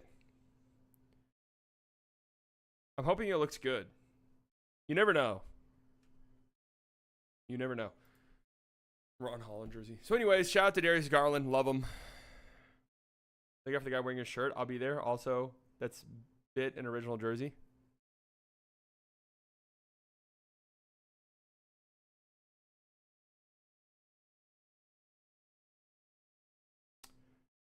Next guy had a breakout season. If I had a vote, absolutely. That's not an original. No, I know it's not an original. I just saw it and thought it looked sick.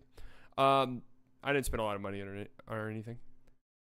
If I had a vote, this guy would have gotten my most improved player of the year vote. What an incredible season for him. Playing on ball, playing off ball, some playmaking leaps as well. Some individual creation leaps. It is, of course. There's no player on the back of that jersey. It is, of course, Mr. Kobe White.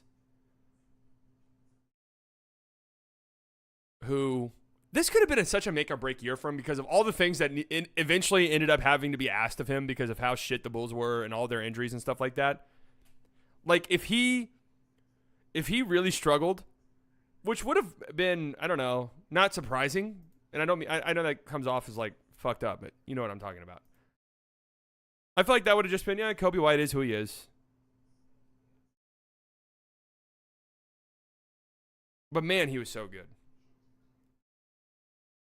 And again, it's all of the leaps that he made to be an on-ball creator, to be a player who can play off-ball as well.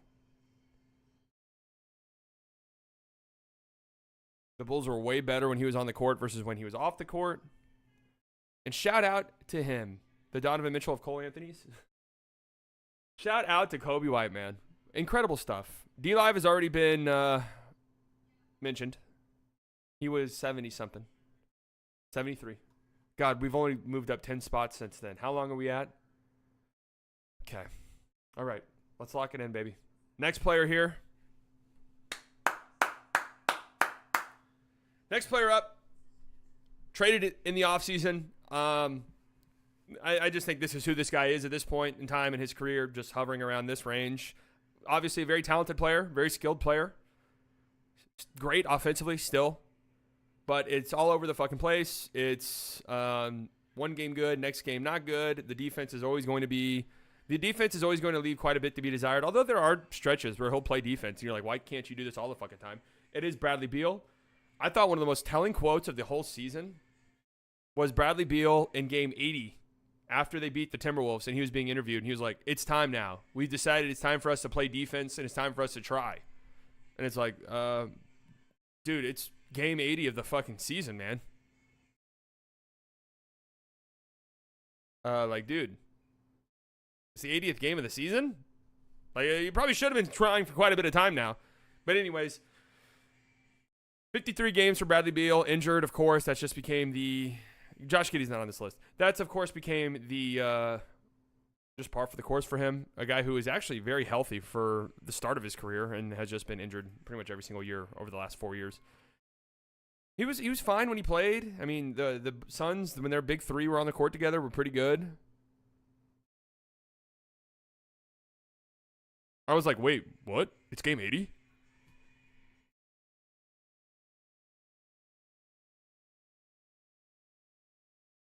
Let's go PG-13 on the Mavs. Boom. Put user in timeout for the rest of the stream. I'm not fucking around with it this year, guys.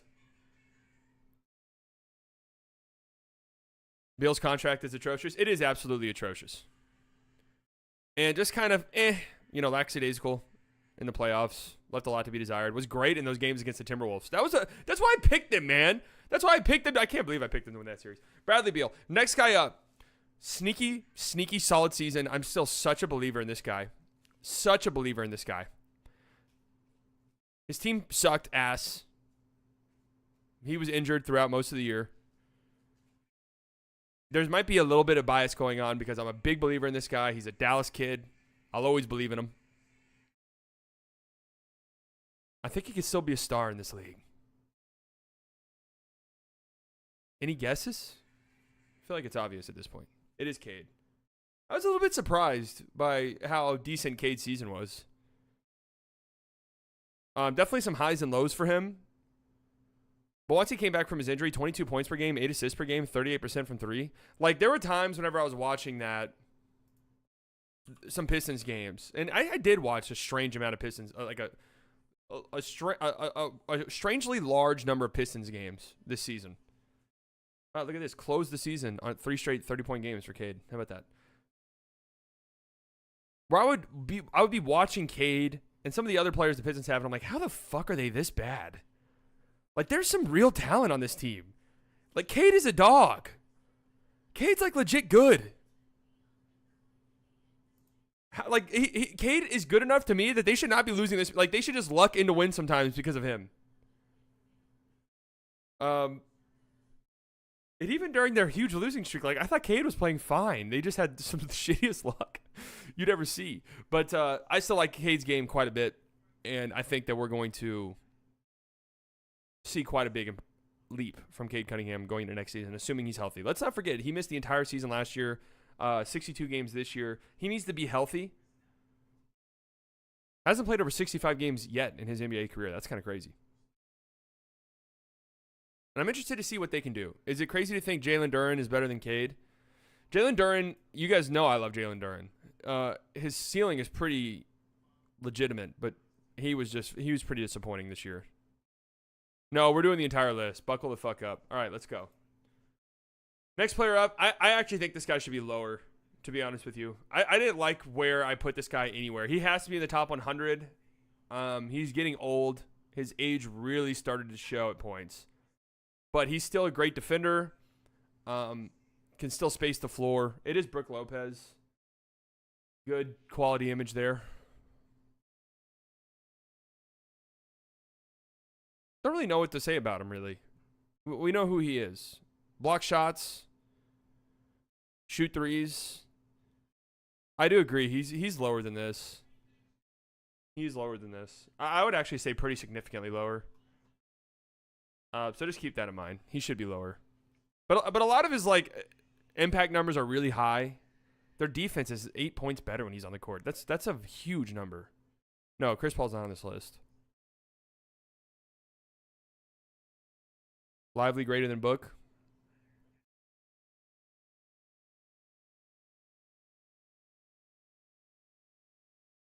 Again, this is a list just based off this past season. That's a tough one.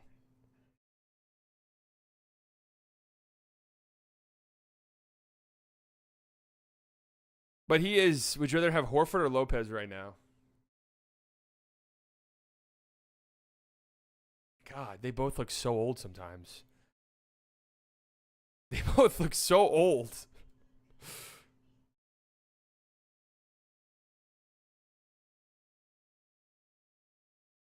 Yeah, I don't know why this pick is as bad as it is. All right, let's just move on. Let's get into the 50s.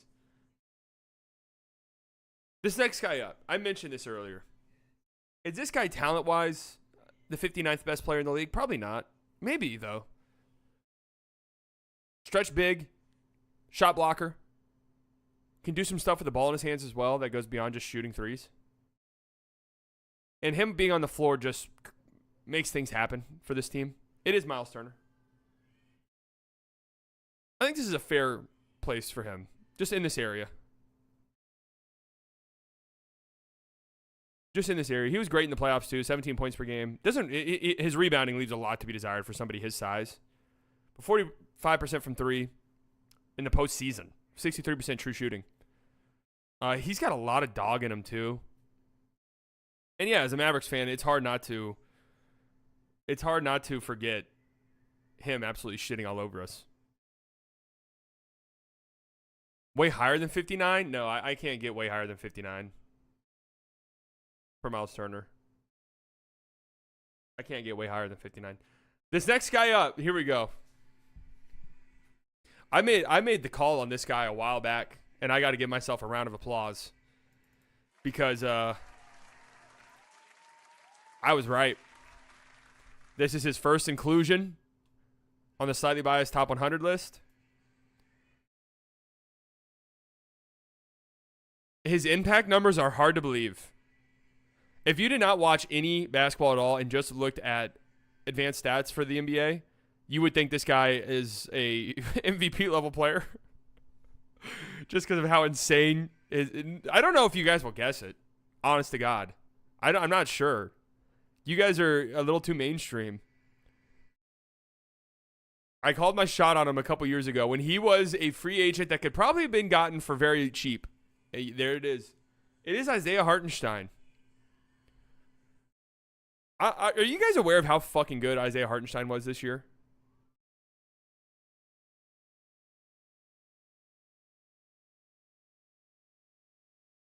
I'm just making sure. Okay. Just making sure. No way he's better than Turner. They're close. Hartenstein defensively was like a top 10 player this year. Like, honestly, probably should have made an all-defensive team, if we're just being honest. Did he? Did he get votes at least? Oh, EPM says that he's the best defender in the NBA, and that, yes, he's a top 15 player in the league. That's what I'm saying. What do you think? I don't know what he's going to get this offseason. It's very interesting. Did he at least get some votes for an all-defensive team? He should have. His shot blocking, his mobility as a center is very, very impressive. Hartenstein slightly. What have I been saying?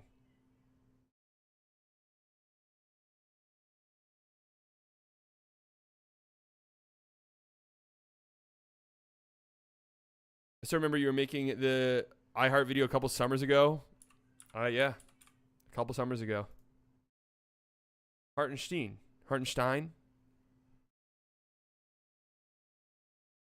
Oh, well.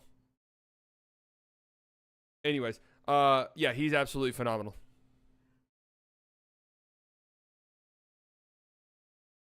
He's absolutely phenomenal defensively.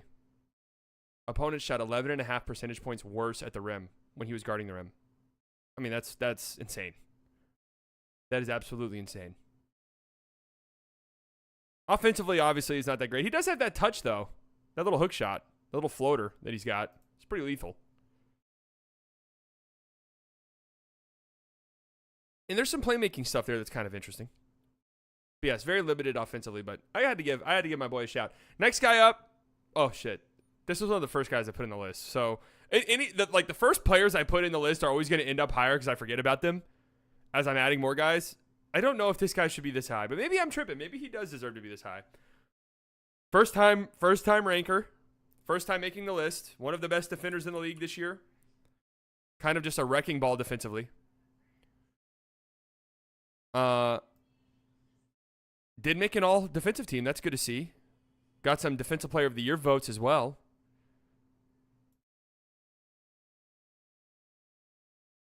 No, not Jonathan Isaac. I couldn't put Jonathan Isaac on here. He didn't play enough. Not only games-wise, but he only played like 15 minutes per game. It just didn't feel right putting him on here. No, OG's made the list before. His name has been brought up quite a bit already in guesses. There it is. Mr. Jalen Suggs, who's always in his career had been a great defender. And this was the year that he finally kind of blossomed offensively to where he shot nearly 40% from three, which is a number that you'll gladly take on pretty solid volume as well. Playmaking-wise, he's very, very solid as a playmaker. Developed some pretty interesting one-on-one game offensively, off the dribble. 14.5 points per game in the playoffs on 54% true shooting, which isn't that efficient, but for your first time in the playoffs against a good Cleveland Cavaliers defense, it's not bad. He's going to constantly guard the other team's best player. He's great, man. He's great defensively. His energy is fantastic. He's like a wrecking ball. He's just a wrecking ball. 30 year in the league, 22 years old. Yep, the spot-up shooting was huge for him this year. Again, 39% from 35 attempts per game. Suggs really higher than Herb. Herb, how many games did Herb play? That was a part in the rankings. Oh, he got to 76 games. But no, I actually like Suggs' offensive game quite a bit more, to be honest with you, than Herb's. If I'm just being honest. Is that an unpopular? I can't imagine that's an unpopular opinion.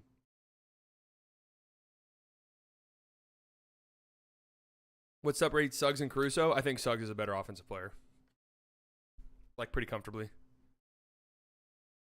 All right, next up, speaking of players on the Pelicans, I have no idea what the fuck to do with this guy. He just constantly underwhelms me. Anytime I really, really start to get in his circle, he just constantly underwhelms me. A very talented player, obviously. When he's clicking, it's great. But I cannot get the stink of that fucking postseason series out of my mouth. That was awful. 45% true shooting in the playoffs in that series. And credit to the Thunder. I mean, Lou Dort had him in prison. The Dortcher chamber was a very real thing for Ingram. And this is now in the past calendar year. The Team USA stuff was fucking shocking. It was shockingly bad. And I get there might have been some feelings there that was like, hey, I thought I was going to be the guy on this team, and now I'm like this just role guy.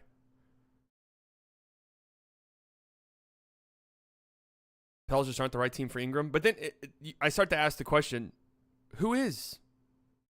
Because on Locked On, Nick and I were talking about him. Nick brought him up as a potential target for the Mavs, and I'm like, he has shown nothing in his career that leads me to believe that he can be like some third option off-ball guy. Nothing at all. He's terrible at that. But also, like, I don't want him having the ball in his hands a lot. I don't know. Has that Locked On episode not dropped yet?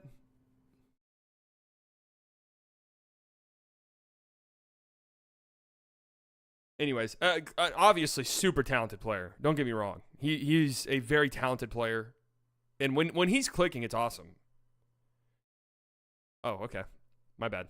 I assumed that came out already.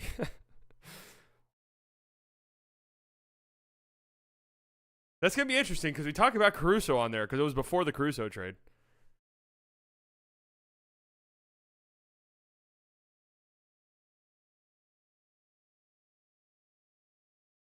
So anyways, Brandon Ingram. Man, I don't know. I don't know how to feel about him. He has the talent of a top 30 player for sure. I mean, he's made an all-star game. But when it's bad, it's bad. It's like, does this guy give a fuck about the sport, man? Speed run the next few? I'll go at my pace. Desmond Bane. I made an exception for him. Did he play enough games to really be on this list? I don't know, 42 games. But I forgot, going back and looking at it, I forgot how good Desmond Bane was before he got hurt. And he would definitely be higher if he played more games than this. He'd be like close to 30, 40 if he played. Well, the thing with Isaac, though, is Isaac played like 15 minutes per game. So like just the minutes that Isaac played just in totality of the season is so low that it's hard to put him on the list. Whereas at least Desmond Bane's getting 35 minutes per game.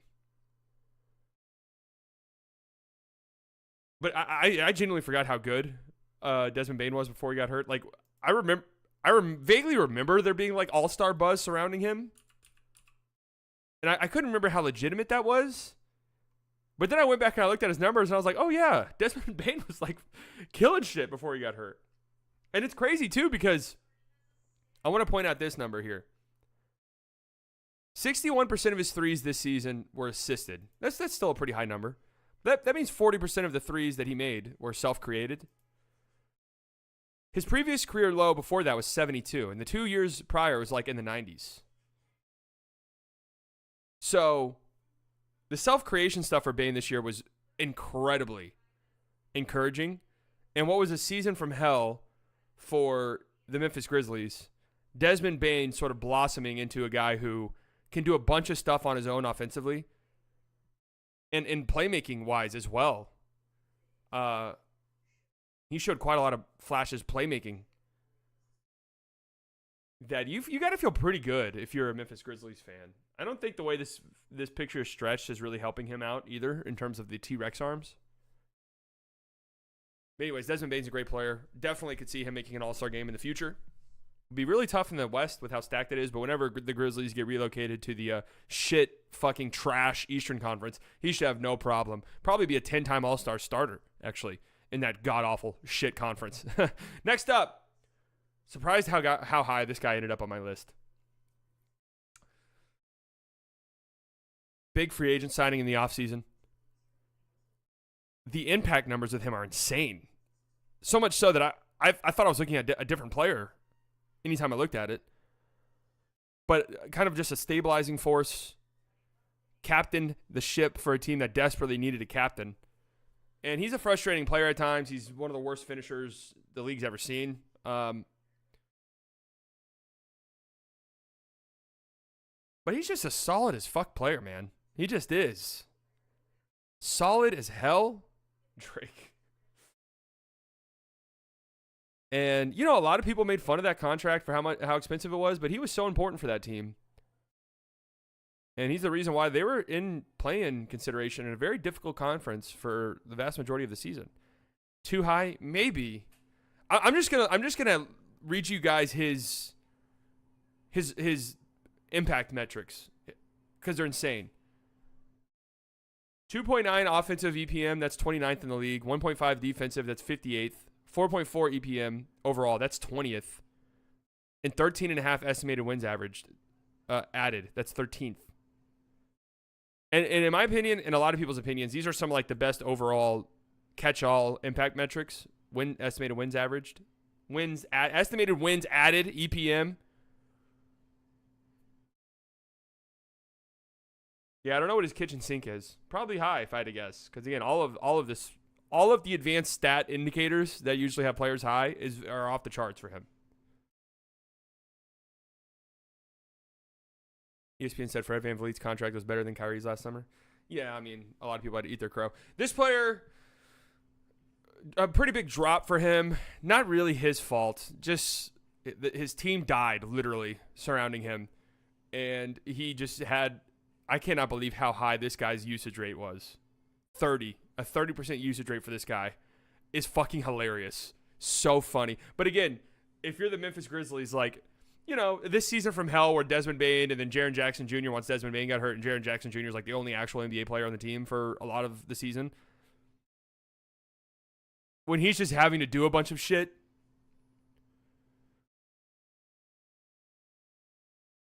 It might bode well for your future in the development. You know, a lot of like gross offensive stuff for Jaren Jackson, just numbers wise, the efficiency was terrible. But again, I don't know how much of that is his fault because he just asked to do everything, and that should never be the case. And his defense slipped up a little bit as well, and I think a lot of that has to do with carrying the load offensively. He's still a good player. He's still a great defender, still a great rim protector. Opponent shot 11 percentage points worse at the rim when he contested shots. 1.5 blocks per game. Obviously, this is a guy who led the league in blocks last year. So that's a pretty big dip. But again, I think the huge uptick in usage is responsible for that. Next guy up, another great defender, another former defensive player of the year, who is still incredibly impactful when he's on the fucking floor. His team is just so much better when he's out there. He's still such an incredible defender, one of the best defenders the league has ever seen. But this dumb ass cannot stay on the floor 55 games, due in large part to a suspension. Draymond Green, obviously, is who I'm talking about. We don't really need to do the whole Draymond Green spiel at this point. 40% from three from Draymond this year. The three-point shooting was back. Remember there was that one weird year where he was like 40% from three? Was that the 2017 year or 2016 year? Remember when he dropped 30 in a game 7 and they lost? That would have been one of the most shocking game 7 performances ever if they had won that game. But, this guy can't stay on the fucking court because he's just too busy doing a bunch of stupid shit.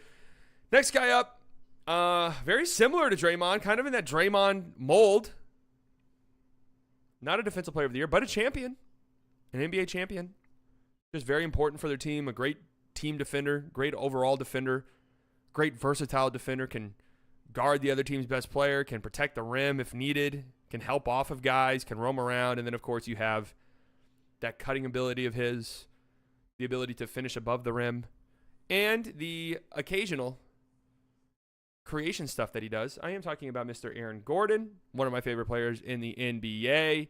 Him and Jokic are so good alongside one another. Defense, I thought Aaron Gordon had a real legitimate defensive player of the year argument last season, the year that they won the NBA Finals, obviously. Didn't even get defensive player of the year votes, which was fucking shocking to me. Too low. You might feel like it's too low. Aaron Gordon is not better than Jaren Jackson Jr. In a vacuum, I agree with you. But if I'm looking at the way that they played this season, I just can't get over how hilarious the Jaren Jackson Jr. led offense was. And again, it's not his fucking fault, but it is just the way that it was. The Michael Jordan of PJ Washington's, yeah, that's pretty good. That's a pretty good one. Anyways, I love Aaron Gordon.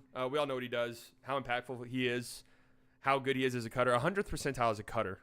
A lot of that has to do with Jokic as well, but he's just so good. They play so well alongside one another. And he is an incredible defender, man.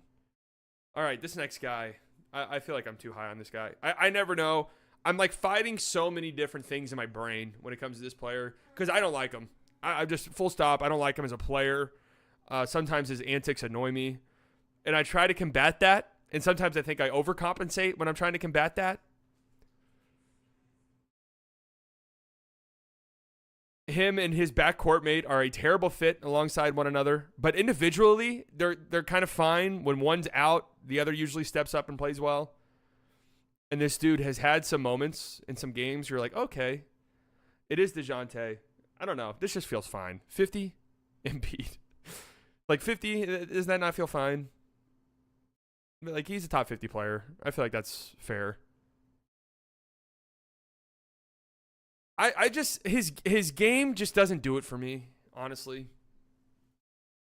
It's one of those players where he needs the ball in his hands too much, and I don't necessarily want the ball in his hands that much. His defense is, I don't think it's overrated anymore, but it was incredibly overrated.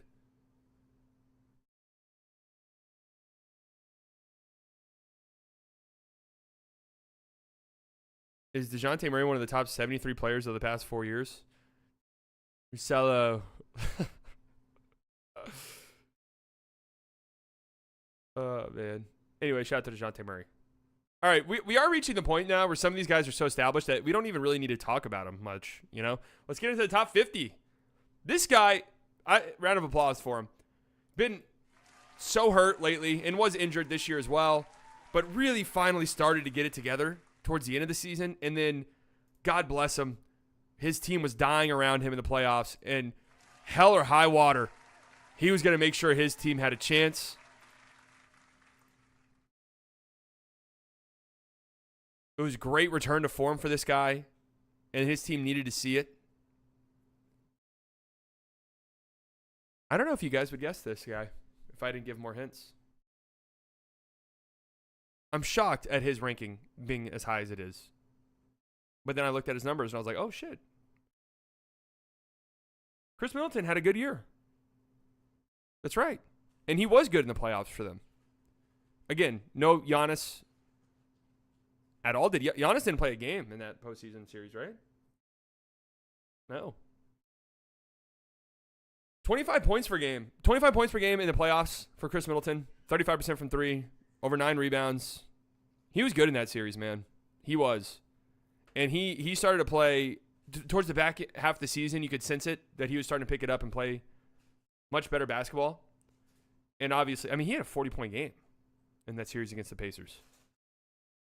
And I do think he might be back to that underrated area that Chris Middleton always has kind of floated around in his career. So, shout out to Chris Middleton. I'm happy that he came back and was healthy this year and had some real legitimate moments and flashes. So, he is one of the clutchest players in the league when he's on one, for sure. So, shout out to Chris Middleton. Hopefully, we get a full, healthy season from him next year. Because when was the last time he played? 55 games this year, 33 the year before, 66, 68, 62. Best fight in Texas Ag in the league. Is that even close? Who else is in contention? Caruso. Next guy up. Didn't play a lot this year. Dealt with a lot of injuries. Sneaky, very injured guy. Got traded midseason. But when he was healthy on the team that traded for him, they were fucking unbeatable, damn near. And a lot of that had to do with how good he was, how insanely good he is defensively, and how he can just make things happen offensively. He's not like a great offensive player or anything like that, but he's good enough for his defense where he can play off ball, obviously, and then do some interesting things on ball. That's pretty interesting. Of course, OG Anunoby. I mean, do we really need to talk about him? First 8 playoff games before he got hurt, and then he tried to come back and was clearly not ready to play. 16.5 points per game, nearly 7 rebounds, 39% from 3, 49% from the field, on top of insanely great defense. So, I mean, OG's awesome. OG this low is accurate, but makes you think about how crowded it's about to get. Yeah, and on top of that, 50 games too. Like, he's probably higher if he played the whole postseason. I mean, they probably make the conference finals if you played the whole postseason and were healthy. But at 50 games and missing a huge chunk of the postseason, it's kind of hard to ignore that, to be honest with you. I feel like the hints are so fucking vague. This next guy, another great defender, but his defense has slipped up quite a bit from where it used to be. Used to be in Defensive Player of the Year discussions. Then his offensive workload increased, and it probably shouldn't have increased. I am talking about Mikal Bridges. Disappointing year, obviously, for Mikal. But not really his fault. I mean, he's the number one on a team. He should absolutely not be the number one on a team. You know, and that's not his fault. Like, that's not who he is as a player. And it's affected his defensive game. I mean, the Nets are just trash. He's definitely being asked to do too much. So it's difficult. It's difficult when you're looking at a guy like Mikal Bridges. We know how good he can be. We know how great of a role player he is. He's obviously not built to be a number one. What's the number after the name? This is where I had them in my preseason rankings. The Harrison Barnes of Harrison Barnes. Yeah, I know. They look, I mean, NBA players are ripped, man. They work out and lift weights and run around all day long. If he were to get traded this offseason,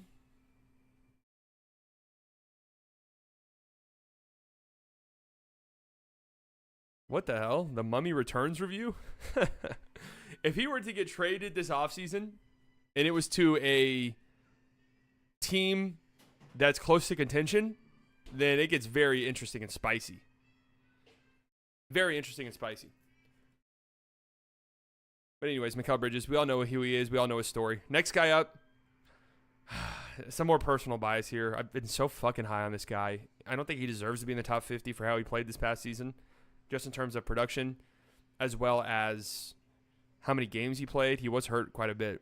He had a great postseason series against the Celtics. I'm not ready to give up on this guy at all. Probably needs to get split from his front court mate. Strus. Strus was actually an honorable mention for me. It is Mr. Evan Mobley.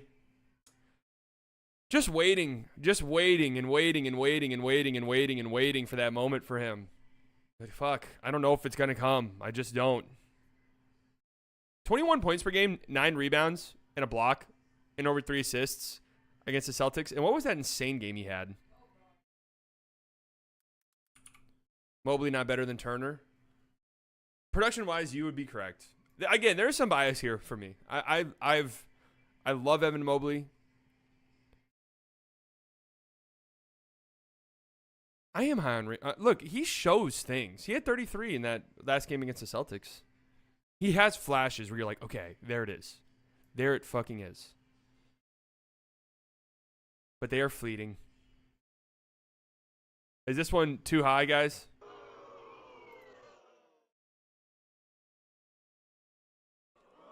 Is this one too high?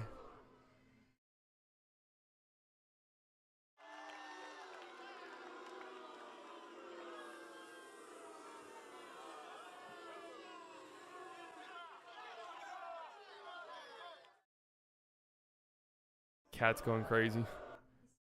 I think if you're using projections, it's fine. Well, this isn't supposed to be a projections thing, so maybe this was too high. Next guy. Just a consistent top 45-ish player. It's funny because I had him at 45, and I didn't intend to keep him at 45. One of these players that is good, he's an all-time great isolation player. One of the best scorers in the league still, even at his age now. But one of the guys where it's like, you don't really want him on your team because he doesn't do like a lot of other things you want to do when it comes to winning basketball games. 99th percentile in post-ups, 99th in isolation. He's just always so fucking good. Like his ISO numbers, his mid-range numbers are always just insanely elite. They always will be. They always will be. But the defense is not really there. The three-point shooting's obviously not really there. The ability off ball isn't necessarily there. But you can't deny how talented he is as a player and how good of a player he is. It's just a weird and awkward fit, and it's really hard to try and fit him in on teams that are trying to win. Really hard. All right. Him on the Mavs? See, no, I don't think that makes sense at all. And like you go through all the contending teams, and it's just like, where does DeMar fit exactly?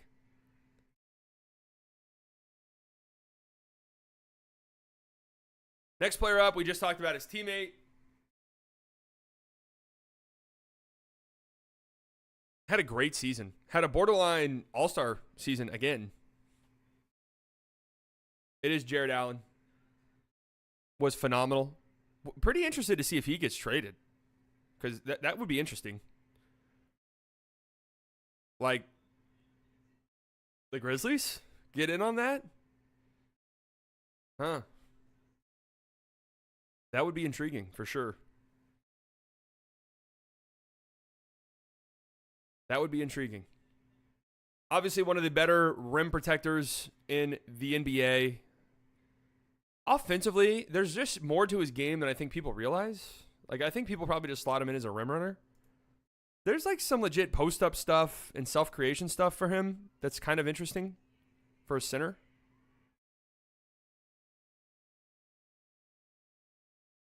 The Cavs should be better than they are with that backcourt. I think that they just have weird fits.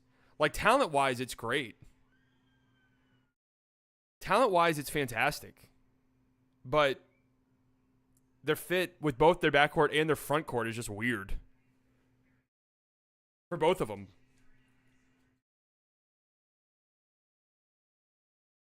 Yeah, exactly. 2 small guards and 2 non-shooting bigs. It's a very weird pairing. And they're still great. Like, they're still a good team. All right, next guy up. An advanced analytics darling. Forgot how to fucking shoot the basketball this year.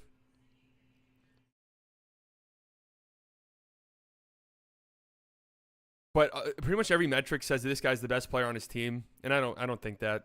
But he's a great defender, kind of a do-it-all player who, again, just forgot how to shoot. And if he gets his three-point shot back, this is an all-star in the making for sure.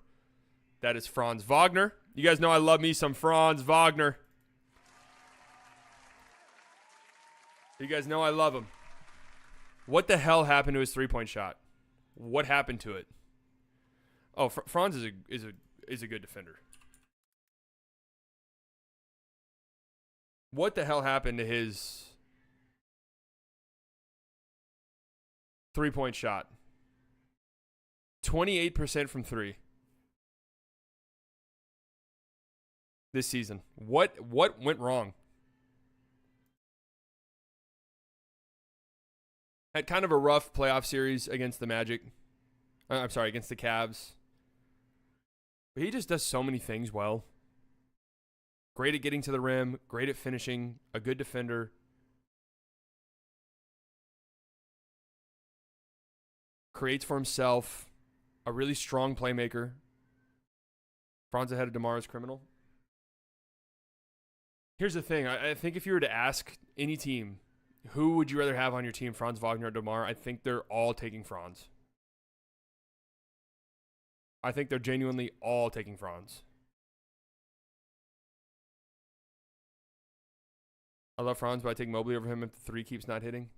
One other reason why I had Mobley maybe a little bit lower is he played 50 games. He was just hurt a lot.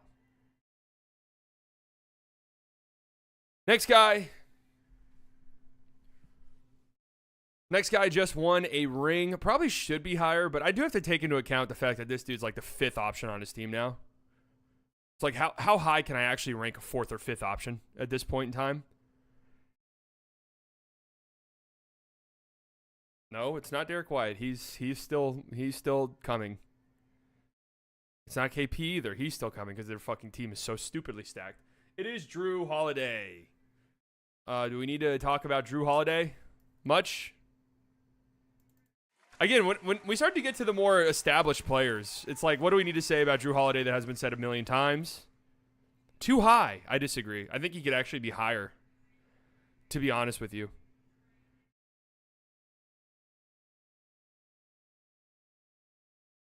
Feels low. Definitely still one of the best defenders in the NBA. Had a great season offensively. Offensively, Drew Holiday has had his ups and downs in the playoffs, but on the Celtics team, when he can be like the 5th option on nights, it's just his offense. He was 48% on catch and shoot threes this year, man. What the fuck? 48% is crazy.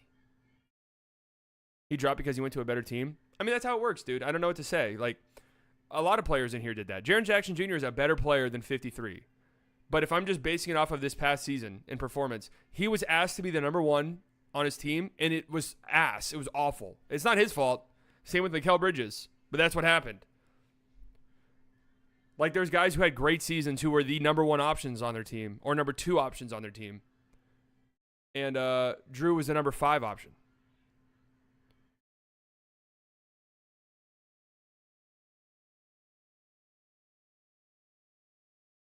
Anyways, Drew's awesome. He's great. The Celtics team is just so stupid. How is this your 5th best player? How is he your 5th best player? I mean, good God. All right, next guy up. Was not ranked in my preseason rankings. I have a hard time believing that. But that's what I have written down.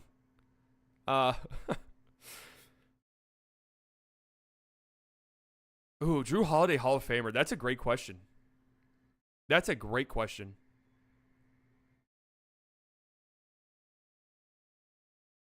Man, if he got a, you know, I've said this. Marcus Smart getting a Defensive Player of the Year is embarrassing because if you were to give it to any guard of this generation, it should have easily been Drew Holiday. And if Drew Holiday got a Defensive Player of the Year, then that changes that question tremendously. The answer to that question is probably yes, easily. I think Drew probably does end up making the Hall of Fame.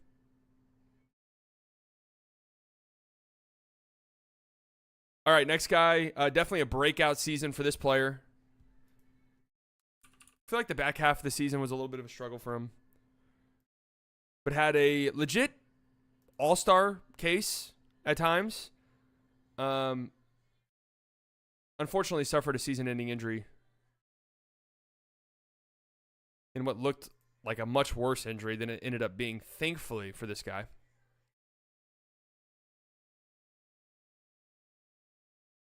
Any guesses? It is Alperen Sengun.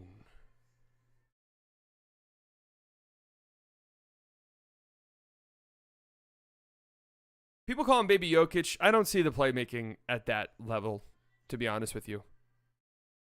Too low? Man, there's a lot of good players in the NBA, dude. I don't know if he's too low. Like, I'm just scrolling up right now. It sounds low. I know it is. I know 41 sounds crazy low. But holy shit, there's so many good NBA players. It's crazy. But anyways, a huge breakout season for Şengün. His improvement defensively as well was a very welcome sight for the Houston Rockets. His playmaking is solid, but I mean, when you're comparing him to Jokic, you're talking about like one of the greatest playmakers to ever exist. I think Şengün's like closer to Sabonis, and we're just comparing white players at this point. But a good passer, probably a little bit of a better passer than Sabonis.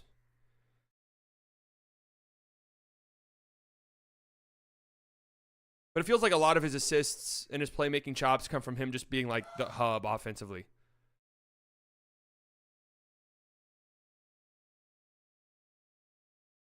But yeah, a great season for Şengün. And excited to see the growth of him. And okay, so somebody who knows more about this than me, why is he still not escaped to trade rumors? Like, I keep hearing him get brought up too. It's like, well, they could trade Şengün.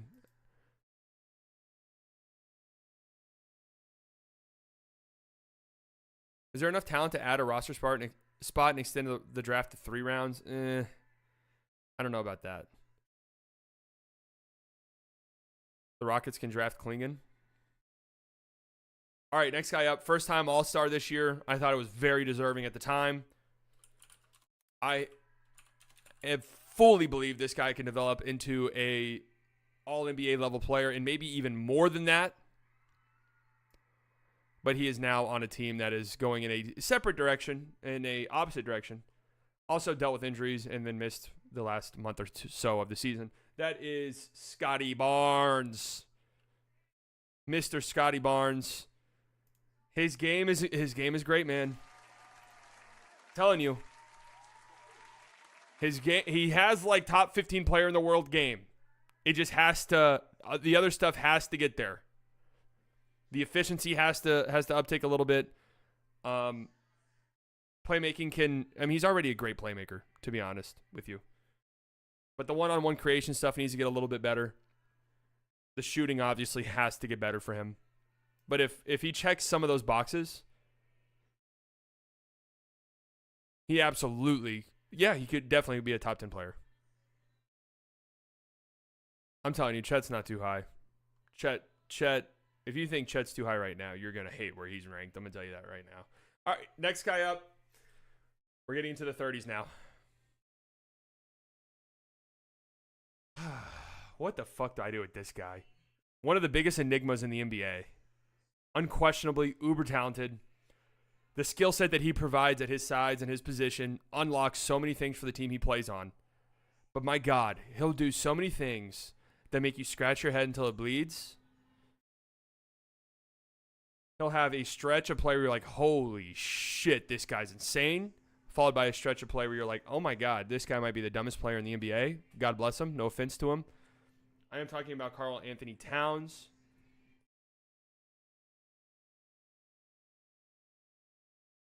Who had moments in the playoffs of, again, the Karl Anthony Towns experience. 19 points per game, 9 rebounds, 36% from 3, 58% true shooting. Like, had some really good games.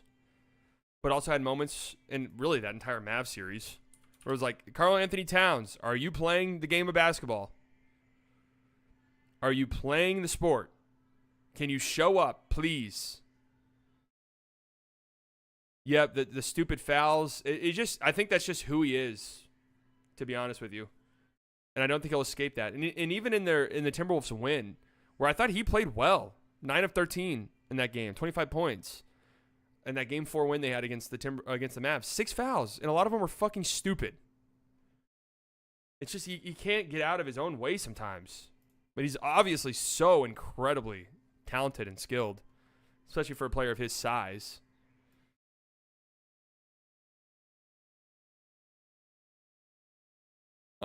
And it's just a testament to how inconsistent he is and how dumb he can play sometimes. It sounds so mean, but it's a testament to his talent and his skill that he's still, in my opinion, a top 40 NBA player.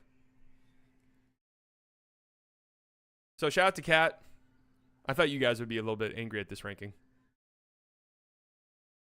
Next guy. Another one of the biggest enigmas in the NBA. Feel so bad for this dude because I feel like he was about to have kind of a legendary playoff moment, potentially. Don't know if his team would have won the series, but fortunately, we never got the chance to see it. It is Zion. And it kind of an up and down season for him. Remember, like the start of the season, everyone's like, this guy doesn't give a fuck about basketball. But he still has those flashes where it's like, holy shit, this guy is definitely a top 10 player. And yes, that play-in game was just phenomenal, dude. His ability to get to the rim and finish is just crazy.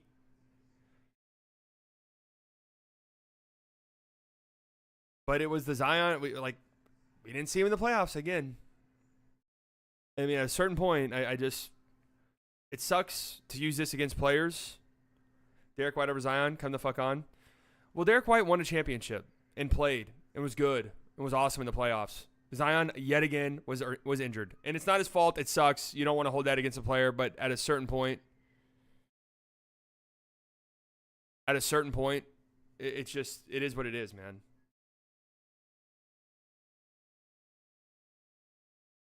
But definitely an up and down season for Zion in a lot of ways. But my God, can this guy have a healthy season? Can this guy have a healthy season, please? Please. I think it'd be so good for the NBA. I really do. Next player up, speaking of healthy seasons, a relatively healthy season for this guy's standards, although he did miss quite a bit of games. I mentioned earlier at the top of the stream, this year I have grown to love and really appreciate the players who just unlock a billion things for their team. And this player might be the biggest example of that. That is Tingus. Fucking Tingus Pingus. I never heard of fucking Latavia. Kristaps Porzingis. Finals champion. He played in 6 games. In the playoffs. I mean, think about that. Think about that shit. KP played in 6 fucking games in the playoffs, man. And the Celtics were just like, yeah, whatever. We're going to go. What'd they end up going? 16-3?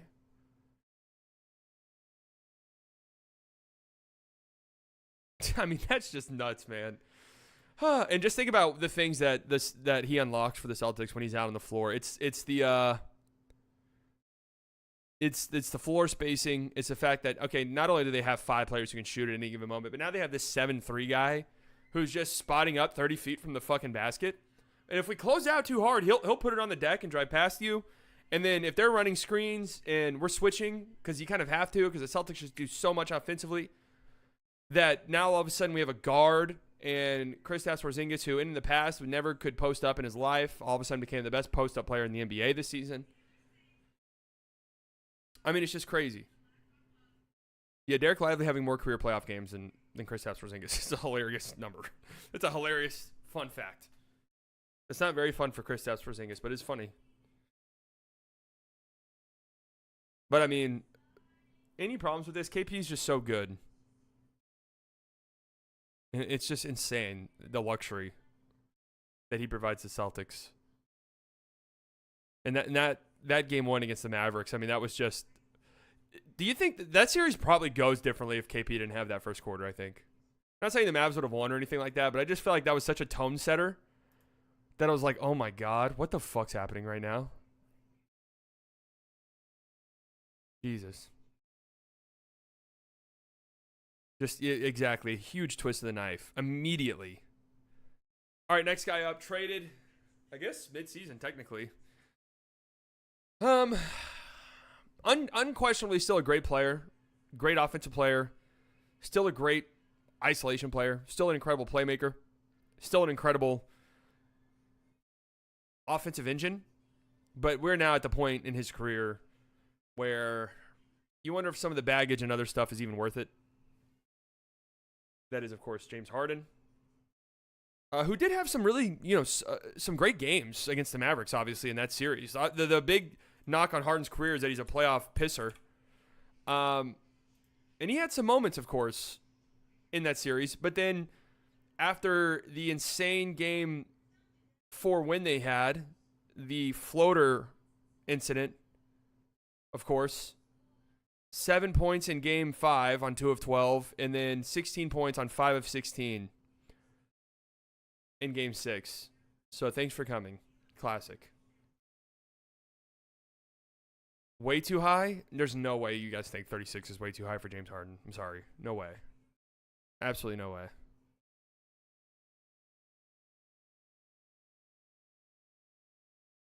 It comes back to, all right, is he a winning basketball player? I don't want to say no, because that feels way too harsh. The Clippers were 7 points better when he was on the floor all season long. You're not the system, you're the problem. That's classic. I can't believe that was this past season. That felt like that was many moons ago. Many moons ago. World peace will be achieved when he retires.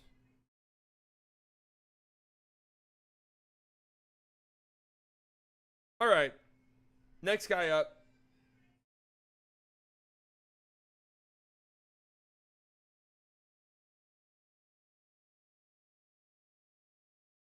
Next guy up. Another trade guy. Another guy traded midseason. And damn, this guy was good at his new destination. And damn, this guy was good in the playoffs. And he just... Did he get a bag, or rumored he's going to get a bag? But it's deserved. That is Mr. Spicy P himself, Pascal Siakam. Yeah. Great stuff. 21.5 points per game, 7.5 rebounds per game, nearly 4 assists during the playoffs, 57% true shooting. Did he sign that contract yet, or? JaVale McGee's coming up, don't worry. But great stuff, man. And his playoff performances, he's just so gutsy, you know? He played so well against the Celtics. That mid-range game, killer. 47% from mid-range this season on high volume. That the playmaking ability that he has at his size, his defense, obviously. And I like that he fits in pretty well to what the Pacers want to do in terms of running the floor, but he can also help them slow down the game as well, which I think is a big reason why they ended up making the conference finals. So shout out to Siakam. Next player up. This feels kind of high for him, especially comparing him to players who are like on great teams. But fuck me, man. This guy's just so good, and I would murder to have this guy on the Dallas Mavericks, but it's just not possible. It's just not possible at all. And if some team out there finagles their way to get this guy on their team this season, it's going to be disgusting. It is Mr. Lauri Markkanen. So, again, just a quiet 23 points per game, 8 rebounds, a block a game, 40% from 3 on 8 attempts a game. I don't know, something light. Something light. His size, I would say sneaky athletic, but there's nothing sneaky really about it at all. He's incredibly athletic. Finish above the rim, shoot threes, play off ball, play defense. Yep, he can run off of screens to shoot threes. I mean, he's an incredible player. And my God, if the Thunder swing a trade for him, I will shit my pants. If the Thunder swing a trade for him, I will throw up. All right, maybe this guy's too high. Now, here's the thing. Is this guy on this team that I'm about, this was the second team that I did, just running through them. And again, if you're one of the first few guys that I rank, you're always going to end up ranked higher just because I will forget about you over time. And I don't think this guy should be the 33rd ranked player, although he is great. He is definitely a role player, but is possibly the best role player in the league, or at least one of them. at the very top of the list in terms of role players. That is Derek White.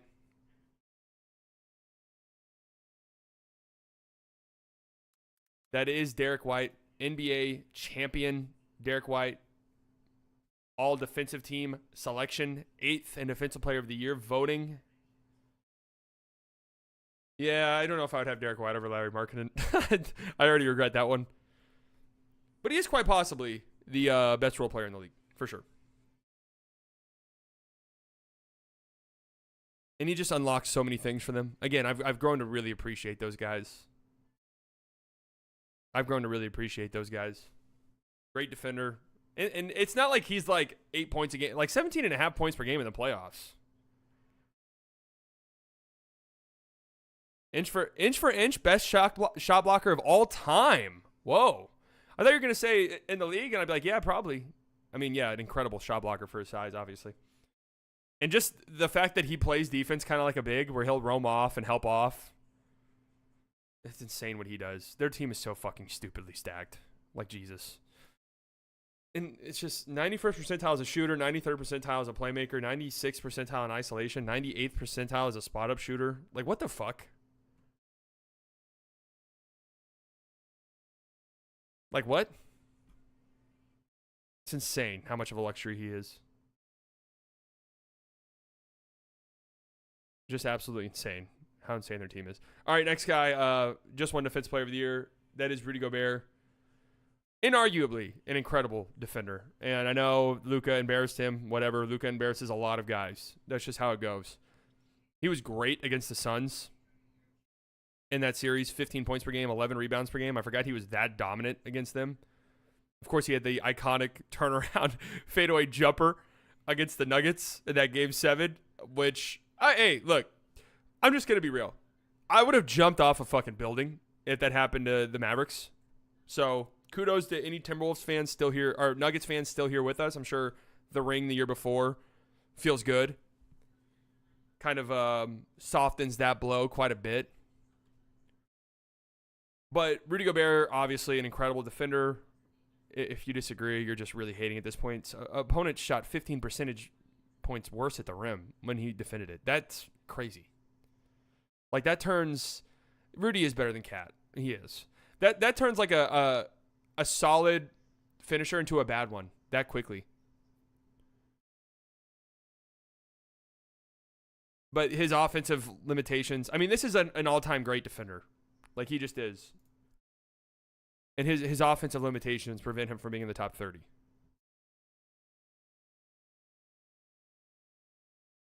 All right, next guy up. An interesting player.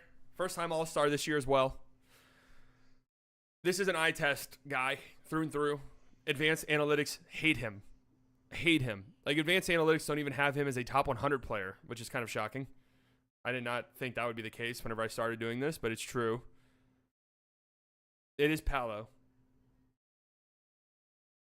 Eye test merchant. An absolute dog. There's no way you have Chet and J-Dub over Paolo. But I do, though. But I do.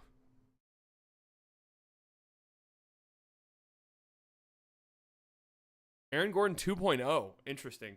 He's got more to his offensive bag than Aaron Gordon ever has.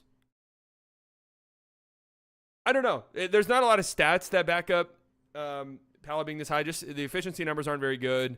Again, the advanced stats hate his guts, and I don't really know why. I'm assuming because the efficiency numbers aren't great. Like 54% true shooting is not good. They're 9. What the fuck? They're 9 points per 100 possessions better when he's off the court. That's not great. But you watch him play, and he's just an absolute dog, man. So skilled for his size.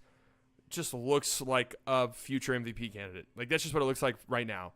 To be in his second year, as big as he is, to do some of the stuff that he does, to be as fluid as he is as an athlete, and the way that he moves on the court, you can just tell. You can just tell. The efficiency is just going to get better as he grows as a player. His playmaking for his size is also great.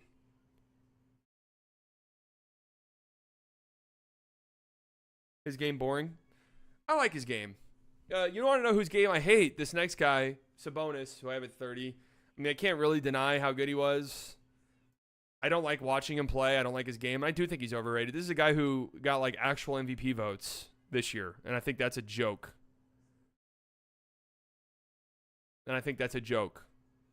However,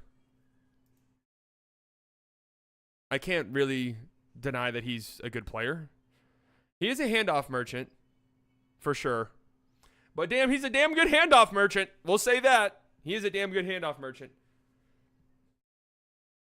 And also an elbow merchant. But again, he's a good one. He's a good elbow merchant. All right, we're into the top 30. Top 30. That's true. Not only all defensive votes, but defensive player of the year votes as well. So shout out to Domantas Sabonis. Next player up, another one of these enigmas. Regular season just does not seem to matter that much to this guy, although he's still good in the regular season. Playoffs come around, he usually turns it on, although he was not very good this postseason, clearly dealing with an injury. Which is also why this whole notion that this team would have beat this team would have beat that team, I have to ask, did you watch? Because their second best player was clearly compromised. And that, of course, is Jamal Murray, who obviously had that insane fucking shot against the Lakers. Went pretty crazy in that series. But I thought against the Timberwolves, it was so obvious that he was playing injured and compromised. Just wasn't moving the way that you're used to him moving, especially in the playoffs, where this guy turns into an absolute demon. Lakers, man. He's Lakers, man. He was great in that series. And he was really good in the regular season as well. Just had like a weird year. Just dealing with nagging injuries, I felt like most of the season. A calf injury is just tough. That's a tough one when you're playing on a calf injury. Murray never the All-Star, but makes $38 million. He'll get an All-Star nod at some point. Like he'll get just like a legacy one at some point when the doors open up for him. There's so many good guards in the West that it's hard. They call him a snub every year, but then it's like, all right, who are you putting over? And nobody can ever answer that question. Charlie XCX, top 25 player, top 10 in my book. Next guy, one of my favorites, obviously. Had a great year. All defensive player. Again, I thought had a pretty strong case for defensive player of the year, but I guess he's just never going to fucking get it. Offensively, just some stuff that still makes you want to rip your hair out at times. But he's an incredible player. Bam Adebayo, obviously, is who I'm talking about. How about this? In that series against the Celtics, Bam attempted 2 threes per game. That was something that started to creep up quite a bit towards the end of the season for him. Where I think that moving forward, that could be something that is actually added to his game. He nearly averaged 2 threes per game over the last 15 games of the regular season. It's interesting. He shot 44% from three in those final 14 games. You guys know I love Bam. Kind of like, I feel bad for him. All of his guards were hurt all season long. Hero, and then they got Rozier, and then Rozier was hurt, and Jimmy Butler just does not give a flying fuck about the regular season, and he's hurt all the time as well. So he's often put in situations where he's maybe doing a little bit more than he should. And again, it's not really his fault. That's just the way that it is. Hasn't been talking about him kind of wanting to play the 4-2. Yeah, and they also don't put him in a great spot in the sense that could he maybe be better as the 4? Sure. They would need a floor spacing 5, which is difficult to find. But also, he hasn't played next to a good, legitimate forward in quite some time. Hopefully Jovic can develop into that guy. I'm pretty high on Jovic. I think I might do a little heat check at the start of next season. I was thinking about this earlier today. I might put Jovic on my top 100 next year, on my predictive top 100. I see it. I see it with him. He's going to be good. But they haven't had like a legit 4 next to him in quite some time. Like Kevin Love is pretty solid, but he's just older and defensively not that good. So, we'll see We're going to keep Derrick Jones Jr.? I hope so.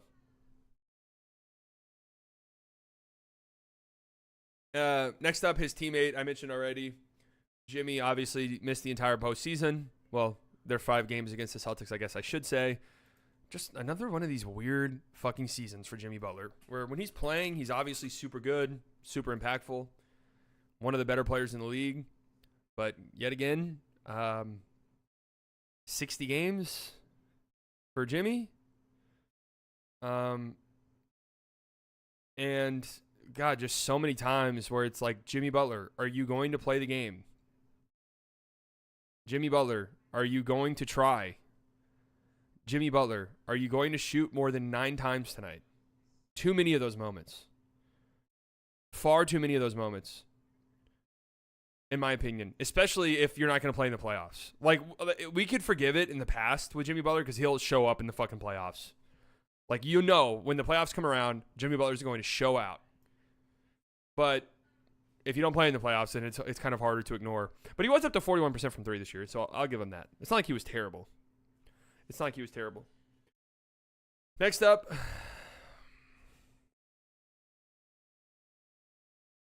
I'll still die on this hill. I don't care. It was a kind of a down year. He was injured for quite a bit of the season.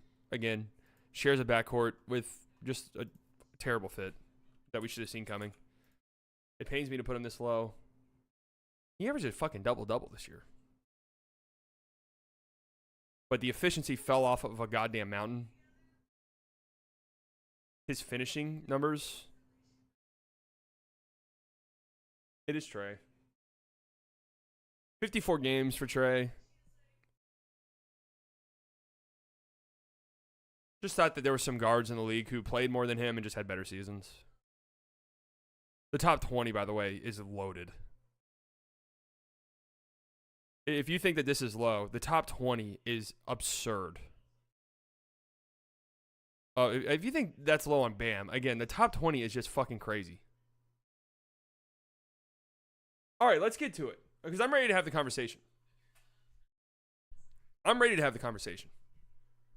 Chet Holmgren.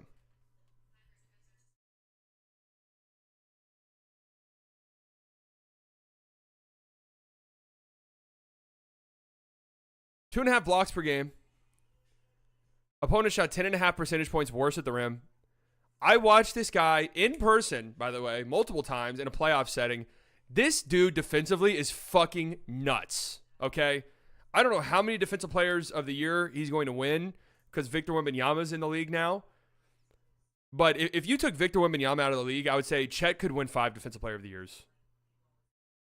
Could easily win 5 defensive player of the years. Easily.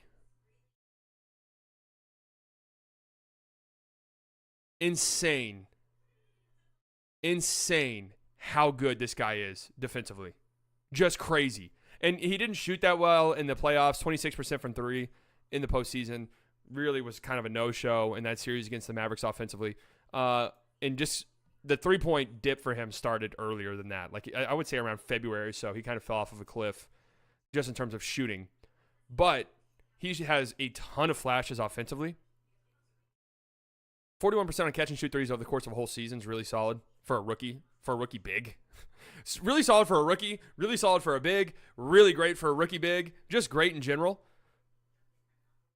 98th percentile as a pick and roll man, 86th percentile as a post-up player, 98th percentile in isolation as a fucking 7-foot massive human being rookie who plays defense that well. It's nuts. I don't regret having him 25 at all. I think that's about where he deserves to be. Top 25 player. Yeah. For sure. For sure. I have no problem with that at all. At all. How do you have Chet over Jimmy, Bam? Because Jimmy was hurt, one, and just was not that great. Okay? Bam, offensively, again, not necessarily his fault, really. But left a little meat on the bone, I thought. Lowry was great, playing on a bad team. Not really his fault, but it's just, if we're going to compare players that I think are close. Jamal Murray, I don't have any problem putting Chet over Jamal Murray, to be honest with you. None at all. And I don't have any problem putting Chet over Paolo either. I don't see any problem there.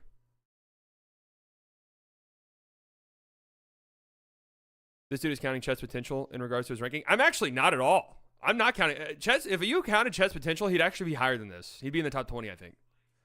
I'm not counting Chet's potential. I'm going off of this year alone, where he was one of the best defensive players in the league, on top of doing all the things I already said offensively, as a 7'1" player on a team that was first in the Western Conference.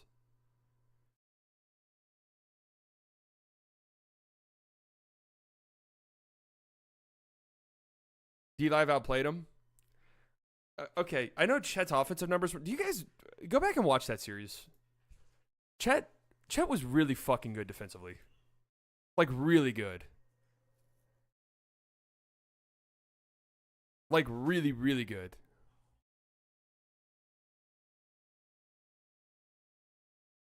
He did get killed on the glass. He's not a good rebounder for his size. That's a big problem. It's a big problem for him and their team.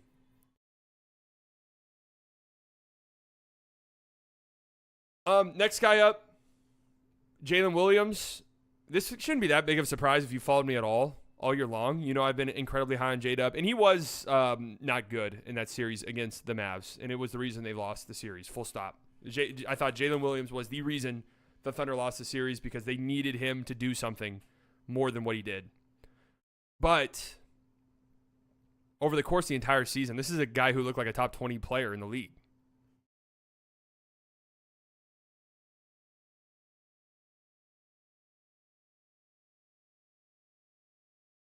People will be shocked with how high I rank J-Dubs in my rankings. Did I say that? I don't know if I would put Paolo over J-Dub. I'm just going to be honest. Here's the things that J-Dub provides you. Here's the things that J-Dub provides you. Okay? Yeah, his percentage at the rim was awful in the playoffs. A legit shooter who can shoot off the dribble, who can play off ball, can come off of screens, catch and shoot threes, of course. A guy who can get to the rim and was awful as a finisher in the playoffs, but was a good finisher in the regular season. A legitimately good playmaker. And I'm not just saying like sneaky good. No, he's like an actual good playmaker. A good defender. Great in isolation. Very smart basketball player. Smart cutter. Great cutter. Good pick and roll ball handler. Really, very underrated playmaking. Like, he's a legit great playmaker.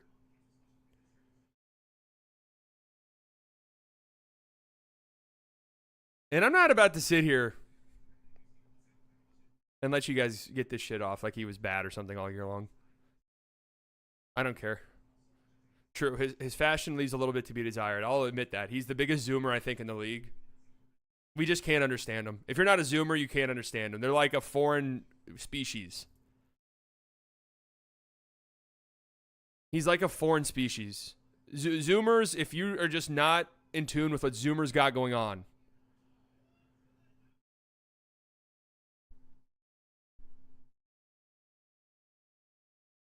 so I don't know what's going on there.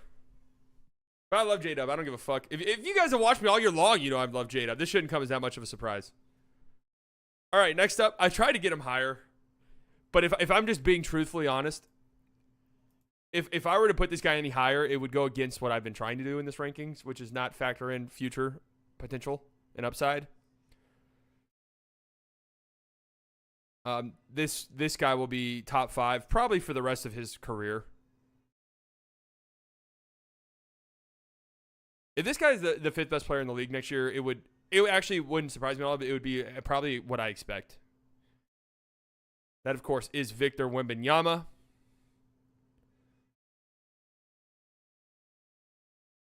Jesus Christ. I don't really know what to say about this dude at this point. I mean,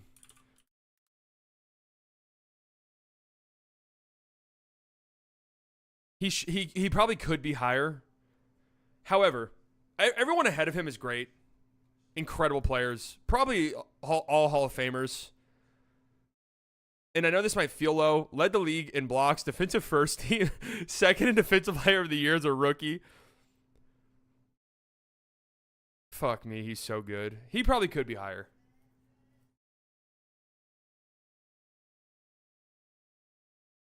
Maybe top 20. But then you're going to see the players I have ahead of him. and I want to hear y'all make the argument, okay? I want to hear y'all make the argument. Because I might agree with you. I might agree with you. So is that small of a gap between J-Dub and Wemby? Wemby's on-off numbers were insane. I mean, I have Wemby higher than J-Dub. Dude, J-Dub was so good this year. Wemby was also incredible as a rookie. But there's some... In Wemby from, like, December onwards was an unstoppable freight train. But under 30 minutes per game, you know, the efficiency numbers weren't incredible. But for a rookie, they're incredible. Halliburton over Wemby is crazy. Is it, though? All right. Next up, I have Tyrese Maxey. Do you guys think Wemby should be over Tyrese? Let's not forget Tyrese Maxey averaged 30 points per game in that Knicks series. I don't know. Moving forward, obviously. Wemby over Tyrese Maxey. But if we're just going off of this past season, I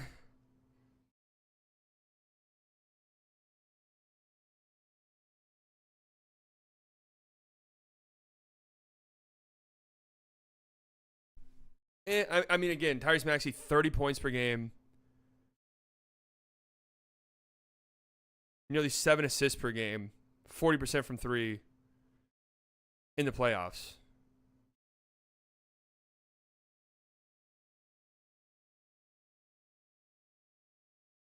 Hallie over Maxey. Now, Maxey was better this year because Hallie was hurt most of the year. I mean, they're close to each other. Whenever I went back and looked at it, I couldn't get the fact out of my head that, like, for half the season, Tyrese Halliburton was like an actual MVP candidate. And if this is just a full season thing, it's kind of hard to, like, ignore that. I have De'Aaron Fox at 21. I could definitely see you putting Wemby over De'Aaron Fox. And I would do that, actually. Fox had too many up and down moments this year. Led the league in steals. How about that? What is CPOY? What the fuck is that? Oh, clutch player of the year. I forgot that this was a stat. I forgot that this was a thing that they do now. Yeah, Fox was up and down. It is hard when guys have huge... I mean, Fox looked like an MVP candidate for the first half of the season. Same with Tyrese Halliburton. And it did kind of drop off pretty significantly.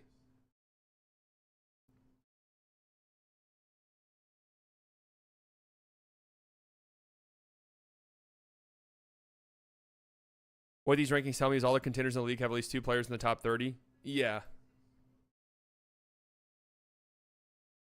I could see you having Wemby over Fox. Fox was literally the last person I put on here in a haste to get this thing done, by the way. So I did curse De'Aaron Fox for the MVP video, for sure. All right, I changed up the order for what I have on here, so I don't know who's next. All right, Dame at 20. I feel a little bit low. Dame was legitimately great in the playoffs, and Dame's numbers without Giannis are pretty fucking good, shockingly. 31 points per game in that series on nearly 65% true shooting. But I mean, a terrible Dame year is still really good. Like nearly 60% true shooting in the regular season for a guy with his shot diet is still pretty crazy. Definitely one of the worst big minute defenders in the NBA. Dame Dollar in 2024. I mean, 20 for Dame is... I had him 11th going into the season. Like, he's been a perennial top 10 guy. Around top 10, at least, in his career. Let's not forget, man. Top 75 player of all time. That's who you're talking about. That's who you're talking about. I don't know. I just think when guys who are, like, usually top 10-ish players in the league kind of have a dip in production, it's easy to immediately be like, oh, that player's actually trash now. But then you look at it and you're like, oh, no, they're still, like, really fucking good. You know? They're still really good. They're just not who we're used to.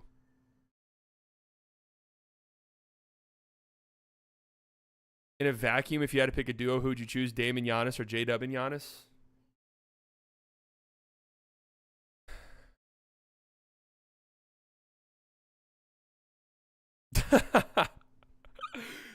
Wait, are you guys making my J-Dub argument for me?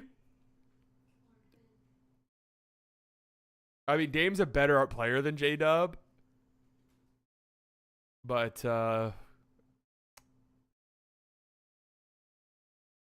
that J-W Giannis would be interesting. That would be really interesting. That would be really interesting. All right, I know the order has changed on my list, so I don't know who I have next. But we are into the top 20 now. Here's Paul George, who had a great season through and through. I mean, I can't believe most of these impact metrics have him in the top 10 this season. Obviously, playoffs, fucking decided not to show up again. But here's the thing, Paul George is the number 2 option. He's supposed to be the number 2 option next to Kawhi Leonard, but Kawhi Leonard can never fucking stay on the court. So, you know. It is what it is. Paul George is a great player still. Still an incredible player. Still an incredible basketball player. I think top 20 is very fair, especially for the season he had. He was really good. Really good all year long. They were 14 points per 100 possessions better when he was on the court. Jesus, that's a huge swing. That is a massive swing. And just all of his efficiency numbers, still just crazy, man. 98th percentile as a spot-up shooter. 97th percentile in isolation. 90th percentile off screens. 97th percentile as the pick-and-roll ball handler. I don't know how often he does that, though. And, yeah, he had that insane game against the Mavs where he had damn near 30 points in the first half. But the Paul George fashion finished the game with 33. Like, that's a game I felt like he was about to drop 60. Finished with 33, and the Mavericks almost came back and won. So, I do not think the Mavericks can get him, no. He'll re-sign with the Clippers. It'll be underwhelming, but that's what will happen. All right, I don't know who's next. All right, that's what I thought. Tyrese Halliburton. This feels high, and I did not think he'd end up being this high. But then I dug a little bit deeper into his numbers. Damn, I forgot how good he was before he got hurt. It's crazy how good he was before he got injured. And I want to factor that in. That's like almost half the season. That's almost half the season that he averaged 23 points per game, 12.5 assists per game on 50-40 shooting. Those are crazy numbers, man. Those are insane numbers. And then, of course, he had the hamstring injury, probably rushed back. I think he admitted he rushed back. 17 points per game, 9 assists per game. 45% from the field, 32% from deep.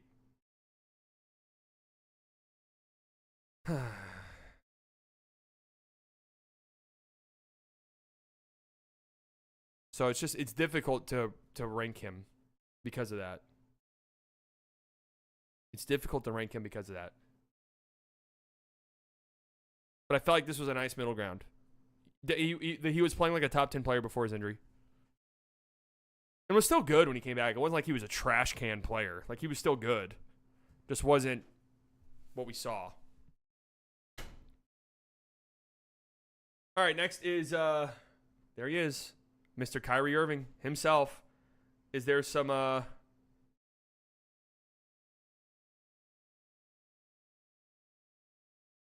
Is there some finals love here? Of course there is. Of course, you make the NBA Finals, you're going to get a little bit of a boost. You're going to get a little bit of a boost if you make the NBA Finals. No doubt about that.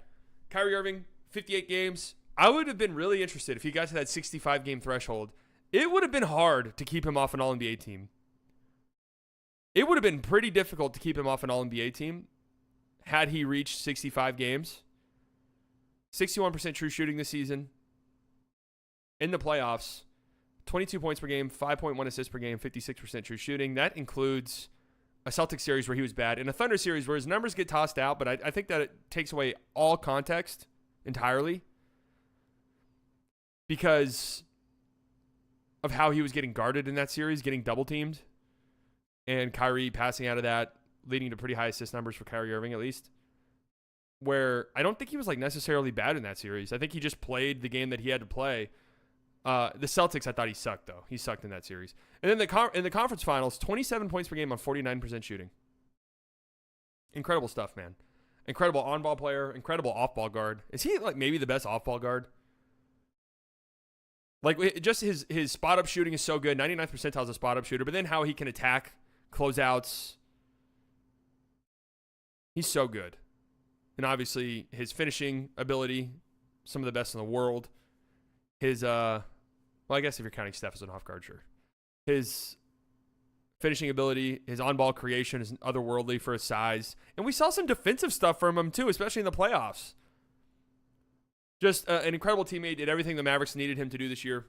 Definitely deserving of a spot this high. And again, if he got to that 65 games, it would have been hard to keep him out of the top of an All-NBA spot.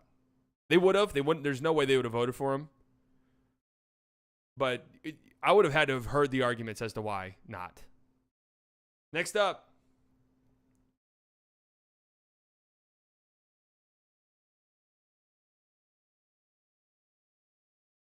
All right, we fucked up the numbers. We fucked up the numbers here.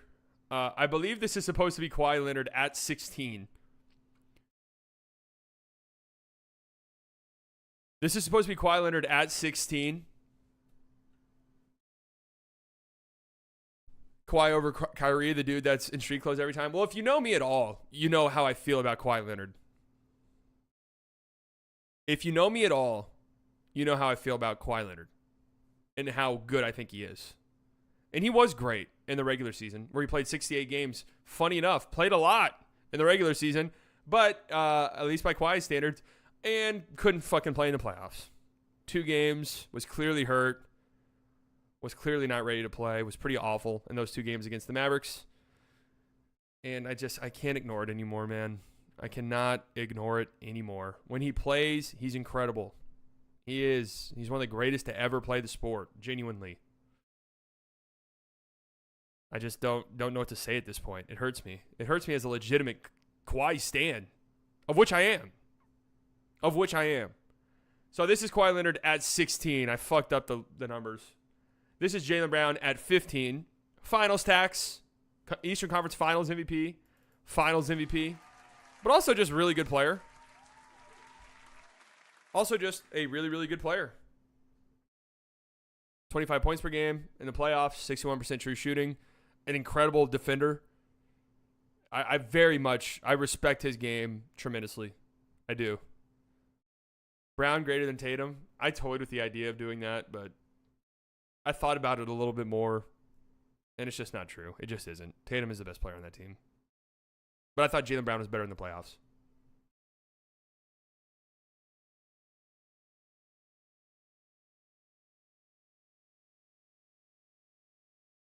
He is corny. Tatum is corny, for sure. I will not deny that. But anyways, I respect the shit out of Jaylen Brown's game. He's an absolute dog. Incredible competitor. Defensively, fantastic. I mean, a really great defender. And then offensively, he's just cleaned up a lot of the things. You know, the turnovers have kind of disappeared a little bit for him. He just feels like he's in just so much better control of the game now than he was in years past. Best number 2 in the league. I have 2 duos that are both ranked higher, actually, believe it or not. And both those teams are, ironically enough, bad. But as a number 2, I think it's hard to be worse than Jaylen Brown. Or hard to be better, than Jaylen Brown. And just in terms of number 2s, I do agree. Jaylen Brown's everything you want in number 2. All right, this is Donovan Mitchell. So the numbers are back. Donovan Mitchell at number 14. Donovan Mitchell was absolutely incredible this season. 55 games, and then ended up getting hurt at the end of that series against the Celtics. But damn, Donovan Mitchell was good this year. Of course, playoff riser, 29 points per game in the postseason, 3 points above his average, nearly 32 points per game in that series against the Celtics before he got hurt. Like, were we about to witness one of those insane Donovan Mitchell playoff things? Not to say that they would have beat the Celtics, but like made that series way more uncomfortable. Kyrie greater than Brown, Mitchell, and soft baby Book. Okay. I don't know, dude. Donovan Mitchell was really fucking good. I can't sit here with a straight face and tell you that Kyrie Irving's better than Donovan Mitchell. Like, are we being serious? You guys know I love Kyrie. I had just had him as the 17th best player in the NBA.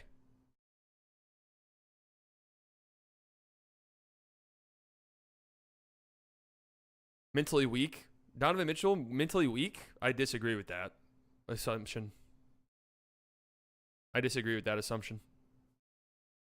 Anyways, Donovan Mitchell, the shooting ability, just otherworldly.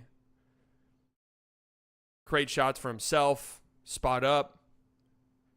You're dropping on those pick and rolls, which he's a nightmare pick and roll player because 95th percentile is a pick and roll ball handler. Nightmare pick and roll player because he's so explosive and so athletic that if you let him get a step going downhill, can finish above the rim. 60% true shooting for Donovan Mitchell. That's really fucking good.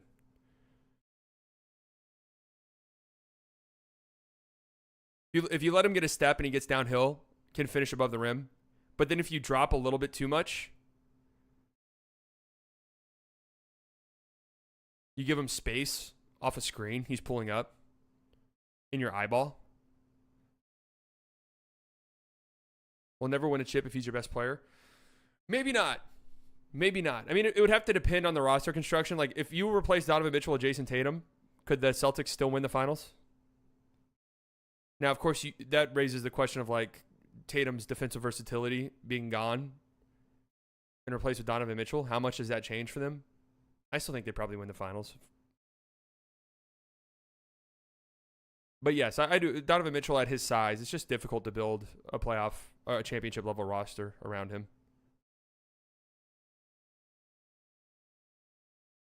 That much is true. So anyways, love Donovan Mitchell. Incredible player. Had an incredible season.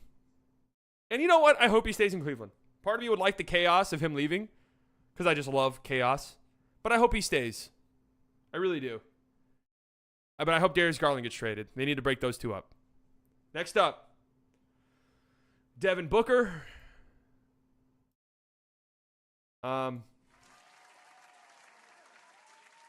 Yeah, I mean, he's hovering around the top 10 every year. Too high? I really don't think so. I think this is good for Devin Booker. I think this is good.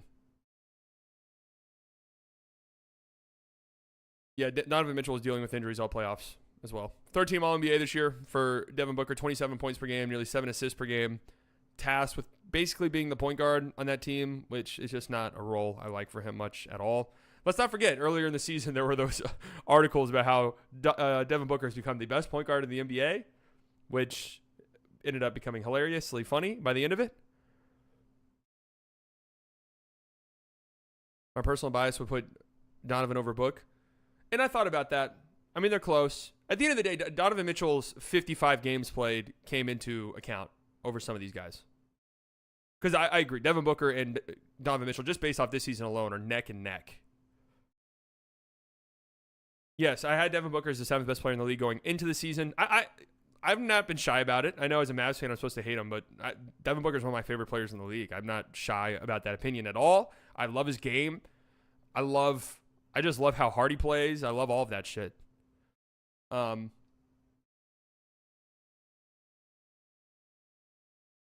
yeah, I thought there was a tiny step back from this year. It had more so to do with the roster construction and his team, and also just other players ahead of him playing really fucking well. I can't wait for you guys to see where I have LeBron. All right, next up, Anthony Davis here at 12. A good season for AD. Another really solid, legitimate Defensive Player of the Year campaign. Another legit Defensive Player of the Year campaign for Mr. Anthony Davis, who definitely has a top 10 argument. Definitely has a top 10 argument.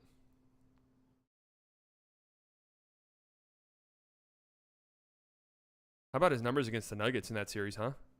28 points per game, 15.5 rebounds, 66% true shooting. It's funny looking at that series. That series was actually, like, it's annoying when Lakers fans say it, but that series was actually kind of close.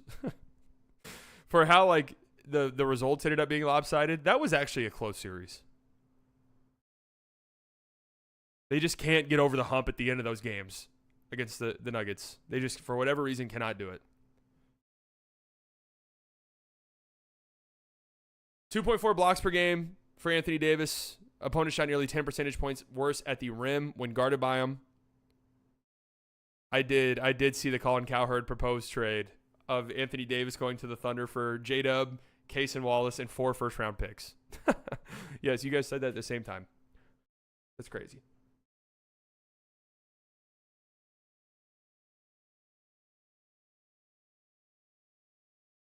But a great season for Anthony Davis. Yet again. Was healthy. Relatively healthy this year, which is great for him. The jump shot abandoning him hurts him, I think, and their team a little bit. 40% from mid-range this year on jumpers. That's not good at all. 4th in Defensive Player of the Year. It does kind of feel like AD is going to be one of those guys who we widely recognize as one of the best defenders in the history of the sport, but just never wins a Defensive Player of the Year. Just one of those guys, like Tim Duncan. Not saying that Anthony Davis is as good of a defender as Tim Duncan. Okay, next up, I originally had this guy in my top 10, but the more I looked at it, I was like, I don't think he's there yet. And you guys know I love this player. You guys know this is my boy. Can't wait for his lows to drop here in a couple of weeks. That is Anthony Edwards, who, round of applause, I mean, incredible season for Anthony Edwards. Some incredible playoff moments as well.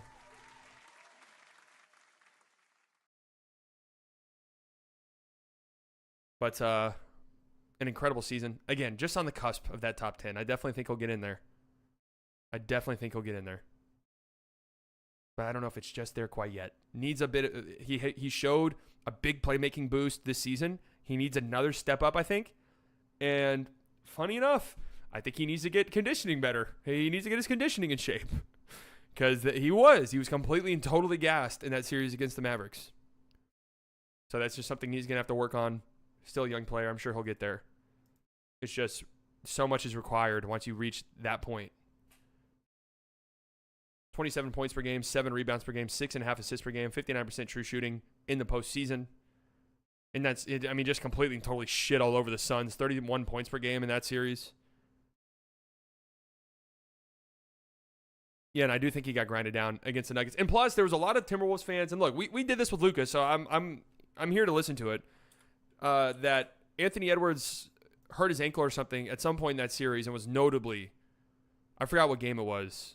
The game where he went into the bench or something like that. Hurt his ankle. It was just noticeably worse from that point forward.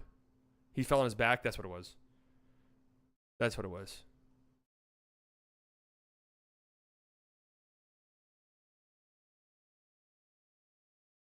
All right, we are entering the top 10, ladies and gentlemen. We have reached the top 10. We are 3 hours and 10 minutes in. This actually is not going to be as long as I expected. So, not bad.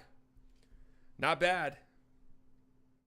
At number 10, I have Mr. Stephen Curry, who had a great year.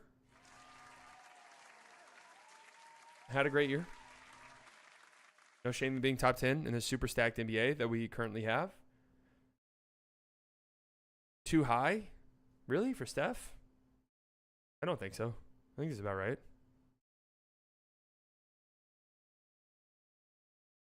Curry had a downfall season, was inconsistent? No, I don't think he had a downfall season. Still 40% from 3, 62% true shooting. Bombing threes. Still one of the best finishers in the league, too. Still one of the better playmakers in the league. Nothing wrong with being 10th. Most overrated player of all time. Okay, well, I'm happy you guys are coming at me from this angle because I thought people would shit on me for him being 10 and not higher than 10. So I'll take that, actually. I will take that. I'm all right with that.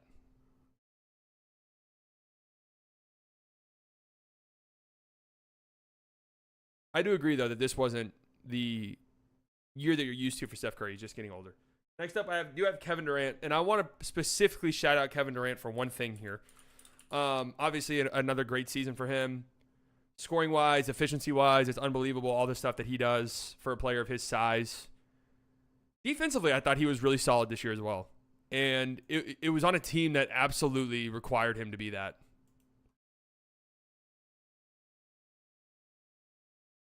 it was a team that shockingly required Kevin Durant to do things defensively that he's probably shouldn't be asked to do at the age of 35 years young. But he was still awesome. And man, I love Kevin Durant. It's going to be a sad day when Kevin Durant's done. It's going to be a sad, sad day. Next up, this player right here. Slightly overweight as a clutch plant. Hey, man. That's mean. This player right here is, in my personal opinion, and now that there's some more interesting stuff coming out about potentially some fraudulent Defensive Player of the Year awards, the greatest of all time, in my opinion, who, at the age of nearly 40 years young, 21 years in the league, is still playing at this level, just shouldn't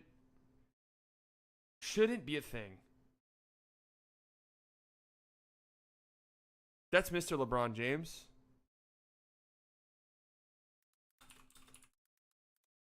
Who, there's no ulterior motives for me having him this high. I just want to say that because a lot of you are assuming that I'm doing this because I'm a clutch agent. That's not true. Some of you are assuming that I'm doing this for other reasons, and that's just not true. I genuinely think LeBron is a top 8 player in the league this year. And let me say why.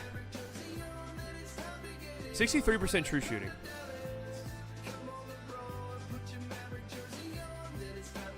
25 points per game. 8 assists per game. And at the age of 39,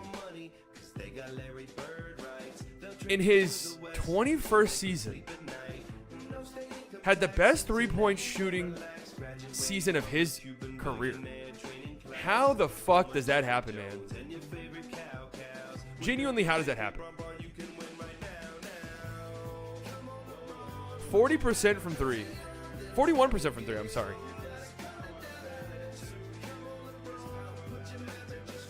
Absolutely insane. Shout out to LeBron. I still think he's one of the best players in the league. He's the GOAT. He is. He's the greatest of all time. Anyways, number 7, this player right here, man. Look, I bent the rules a little bit to put this player in because he didn't even play half of his team's games.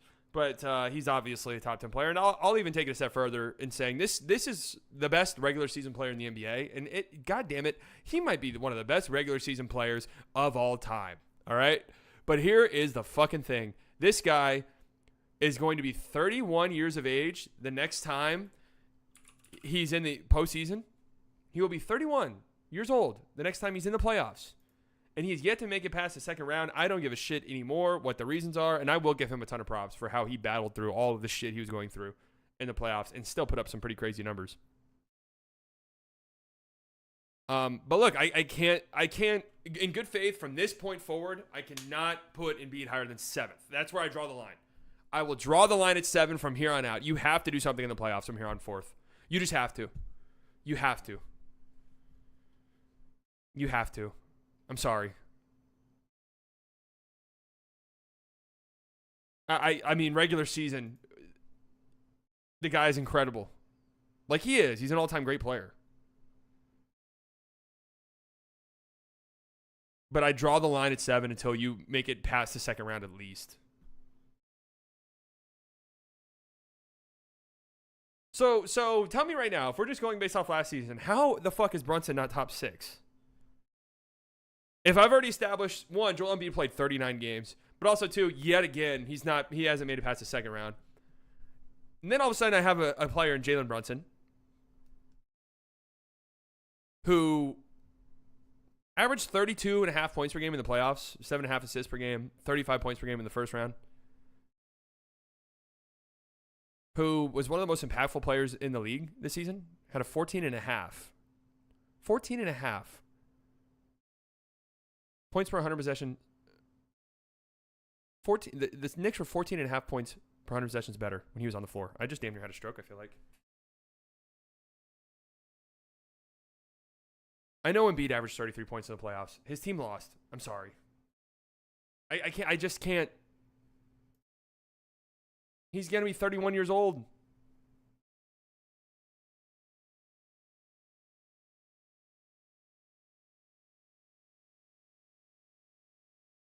I'm sorry.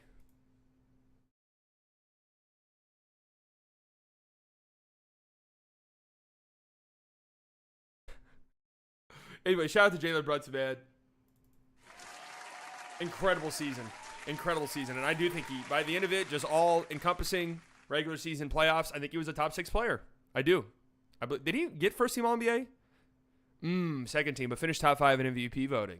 Make that make sense. 29 points in the regular season.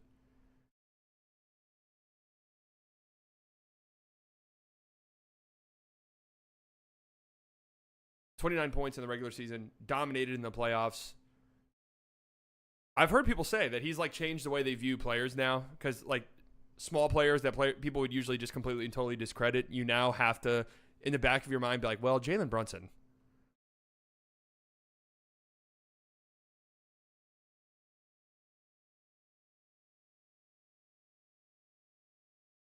Incredible player. Shout out to him. Now we're here.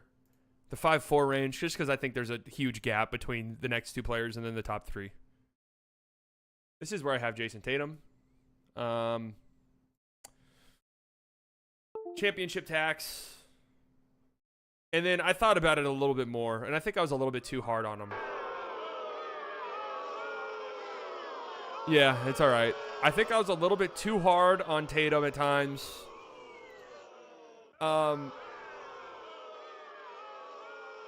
That's all right. That's all right. Get it off. Let it out. Let it all out, guys. It's okay.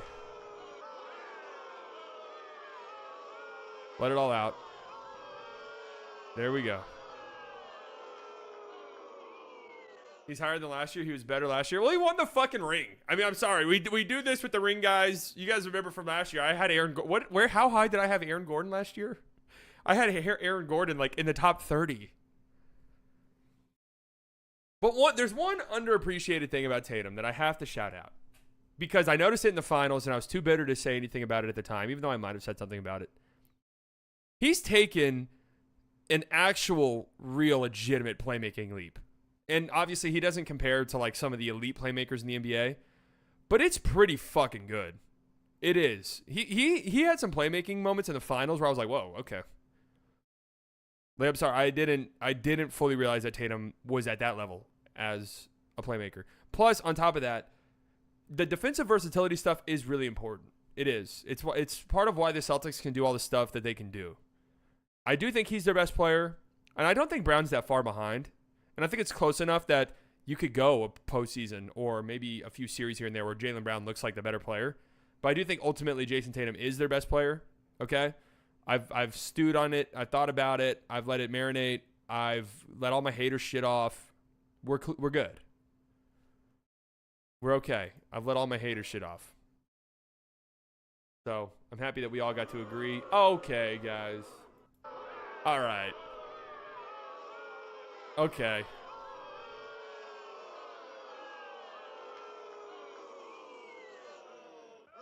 All right, at number 4. Let's give myself a round of applause, because you guys are in here slandering me right now. I got slandered before the season for having this guy 5th. And don't think I forgot. I remember. And look how right I was. Look how fucking right I was.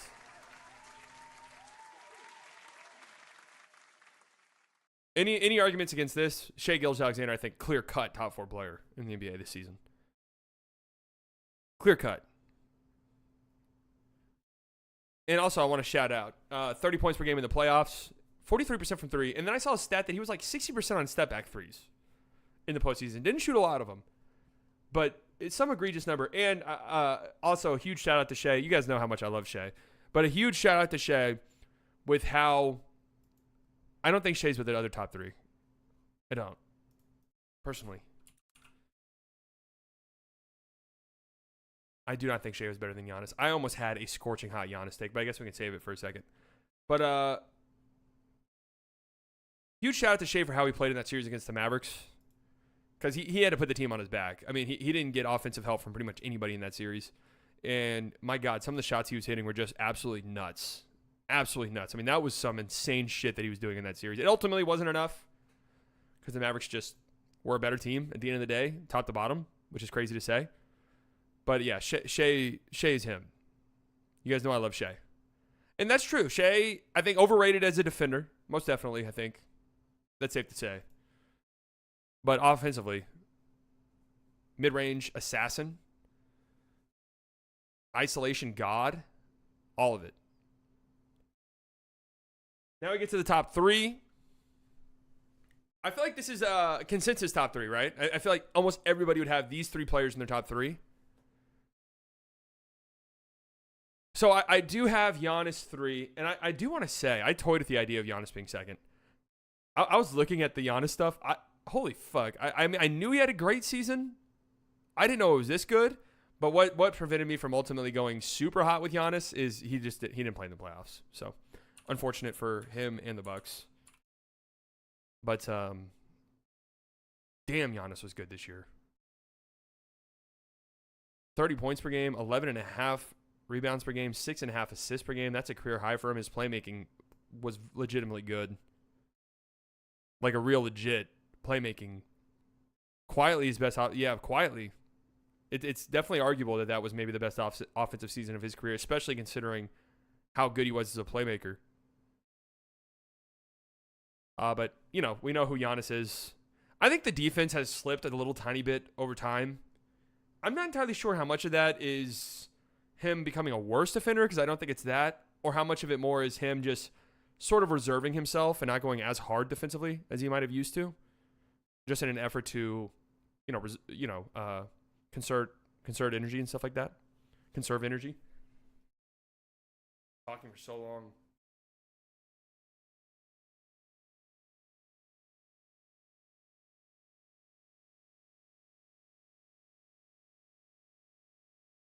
Number 2, Nikola Jokic. I mean, what the fuck do you want me to say, guys? You thought I was about to come on here and do a 4-hour-long stream with a top 100 list and not have Luka number 1? Like, are you out of your goddamn mind? Like, are you actually serious? You can't be serious.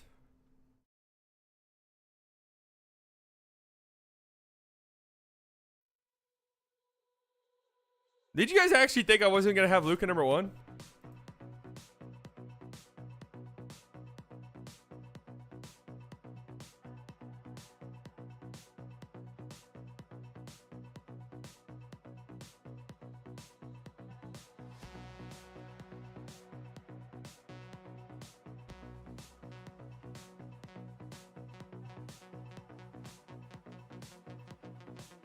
I think Luka had the best season this year, top to bottom. Regular season, where I thought he was the best player in the world and should have been MVP, obviously. And then throughout the playoffs, led the postseason in defensive win shares, by the way, which is interesting. It's funny because I was listening to the Bill Simmons podcast, and he was like, they should do a Russello. They should have like a... Except Russello wasn't on this podcast, but Russello. They should do a... No Wonder Sky doesn't have a lot of subscribers. Is 20,000 subscribers not a lot of... What's considered a lot of subscribers in this day and age? I think 20,000 is pretty good.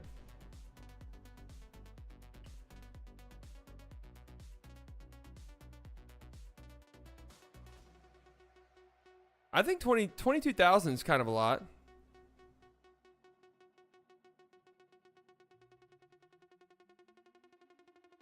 100K, yeah.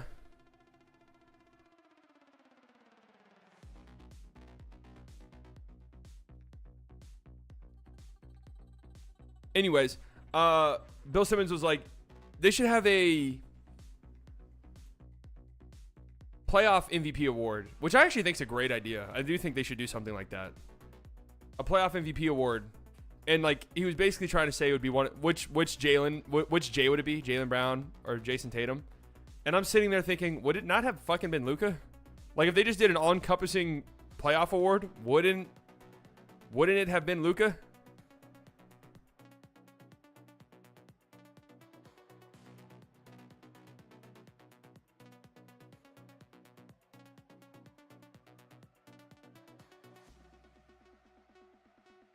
It couldn't have been Shea. Luka was trash for 2 series. Yeah, but Luka trash still produces numbers. I mean, 29 points per game, 9.5 rebounds, 8 assists, 2 steals, 55% true shooting. That was his averages in the playoffs, and he led the entire postseason in points, rebounds, assists, steals. Obviously, like those are all volume stats, so it makes sense that Luka led him because he played as many games as anybody else.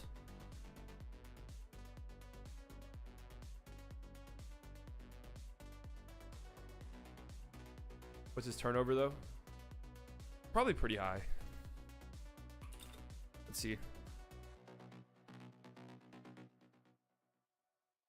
Let's see. 4.1. So a lot of turnovers. That's 2-to-1 turnover assist ratio. It's not good, but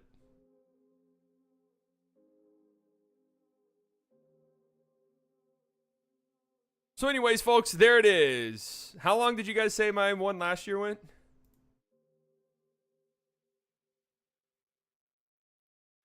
It's kind of weird doing a top 100 list because it feels like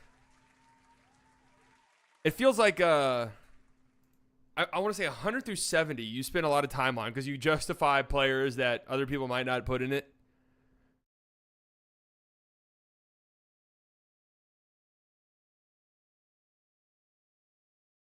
And then like 70 through 40 is usually like all consensus, so you don't even spend that much time talking about those guys.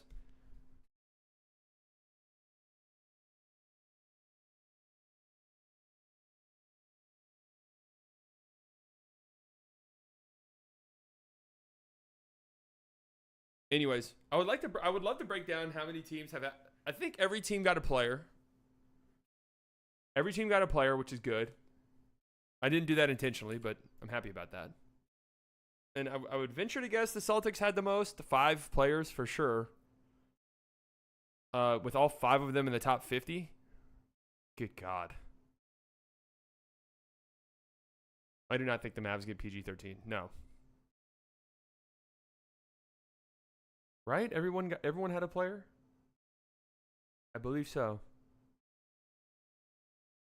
Include Caruso? Oh, that's true. If you include Caruso, Shea, J-Dub, Chet, Caruso, Dort. Yeah, that's true. That's 5. Mavs had 4, not in the top 75. But they had 4, and I don't think that's a reach either, by the way. Wizards had 2, believe it or not, Kuzma and Denny. Spurs had 2, Pelicans multiple. I want to say the only team with 1 was Portland.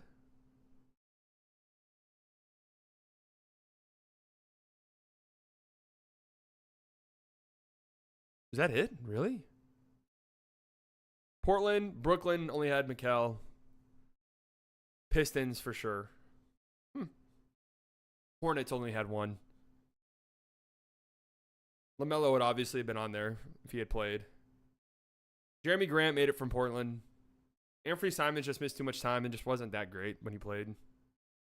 Although I do love Anthony Simons. Do the Mavs need 5 top 100 players this time? That would be ideal. And maybe another one closer to 50 than 100. No, the Nets. Cam Johnson? No. Cam Thomas? Absolutely not. I had Cam Johnson in my preseason one, though. Bubba, 13 months. I still dream of slightly biased. Love you too, Bubba. Jason Timpf is coming for you? Why is that? Will Mikal Bridges be even affordable for the Mavs to get in a trade? No, I don't think so. When do we think we see our next trade?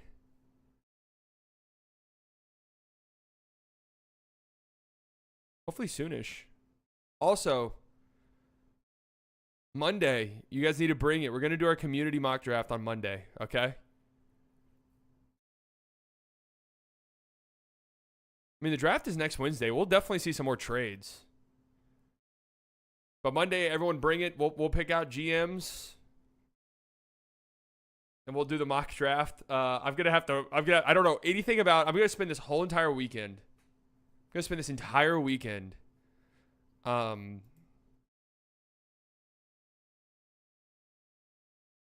Looking at some of these draft prospects. It's crazy the Mavs are interested in Bronny, though. I wouldn't say it's that crazy. They're the last pick in the draft. So, at that point in time, it's not like your options are robust.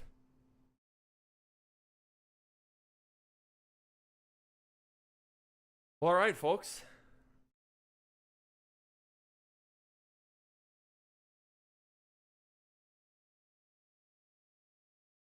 What a stream. I think it went over well. I'm happy about my list, to be honest with you.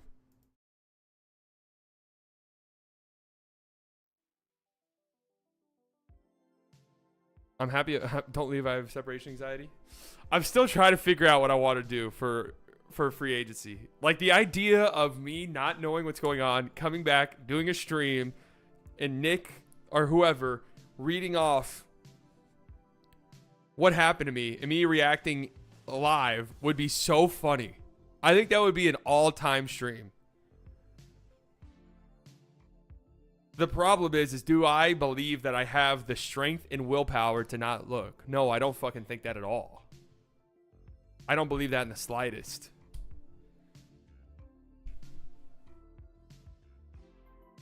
And then that would also mean I have to go 2 entire weeks without posting, without doing anything. During probably the most busy time for engagement.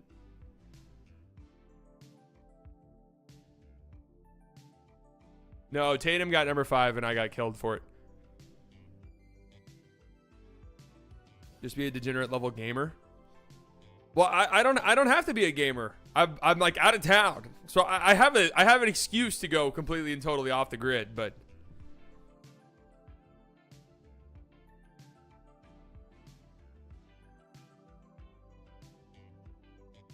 I'm thinking about it still. I have a week to decide. We'll figure something out.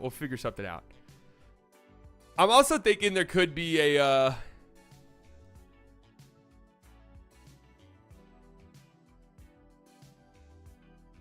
oh yeah, we'll do a prediction stream. That'll be Friday. I'm also like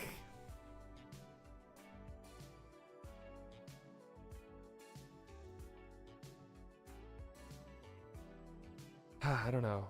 I'm thinking I can maybe carve out some time to stream while I'm there. But again, though, I should just enjoy my trip. Huh? It's a vacation after all. Anyways, love you guys very much. Thank you all for coming out. All of the OGs could have spent your Friday afternoon anywhere in the world. You decided to spend it here. New subscribers. Promise you guys will not regret it. Donations, members. Thank you guys so much. You never have to do that, but it helps me out tremendously. It makes me feel so good. You guys enjoy the rest of your weekend. If anything bad shit insane happens, I'll go live and we'll do an emergency stream. Again, if anything bad shit insane happens. But if not, I'll be live again on Monday right here. We'll do our community mock draft stream, which is a ton of fun. We did it last year. So study up. Love you all. Bye.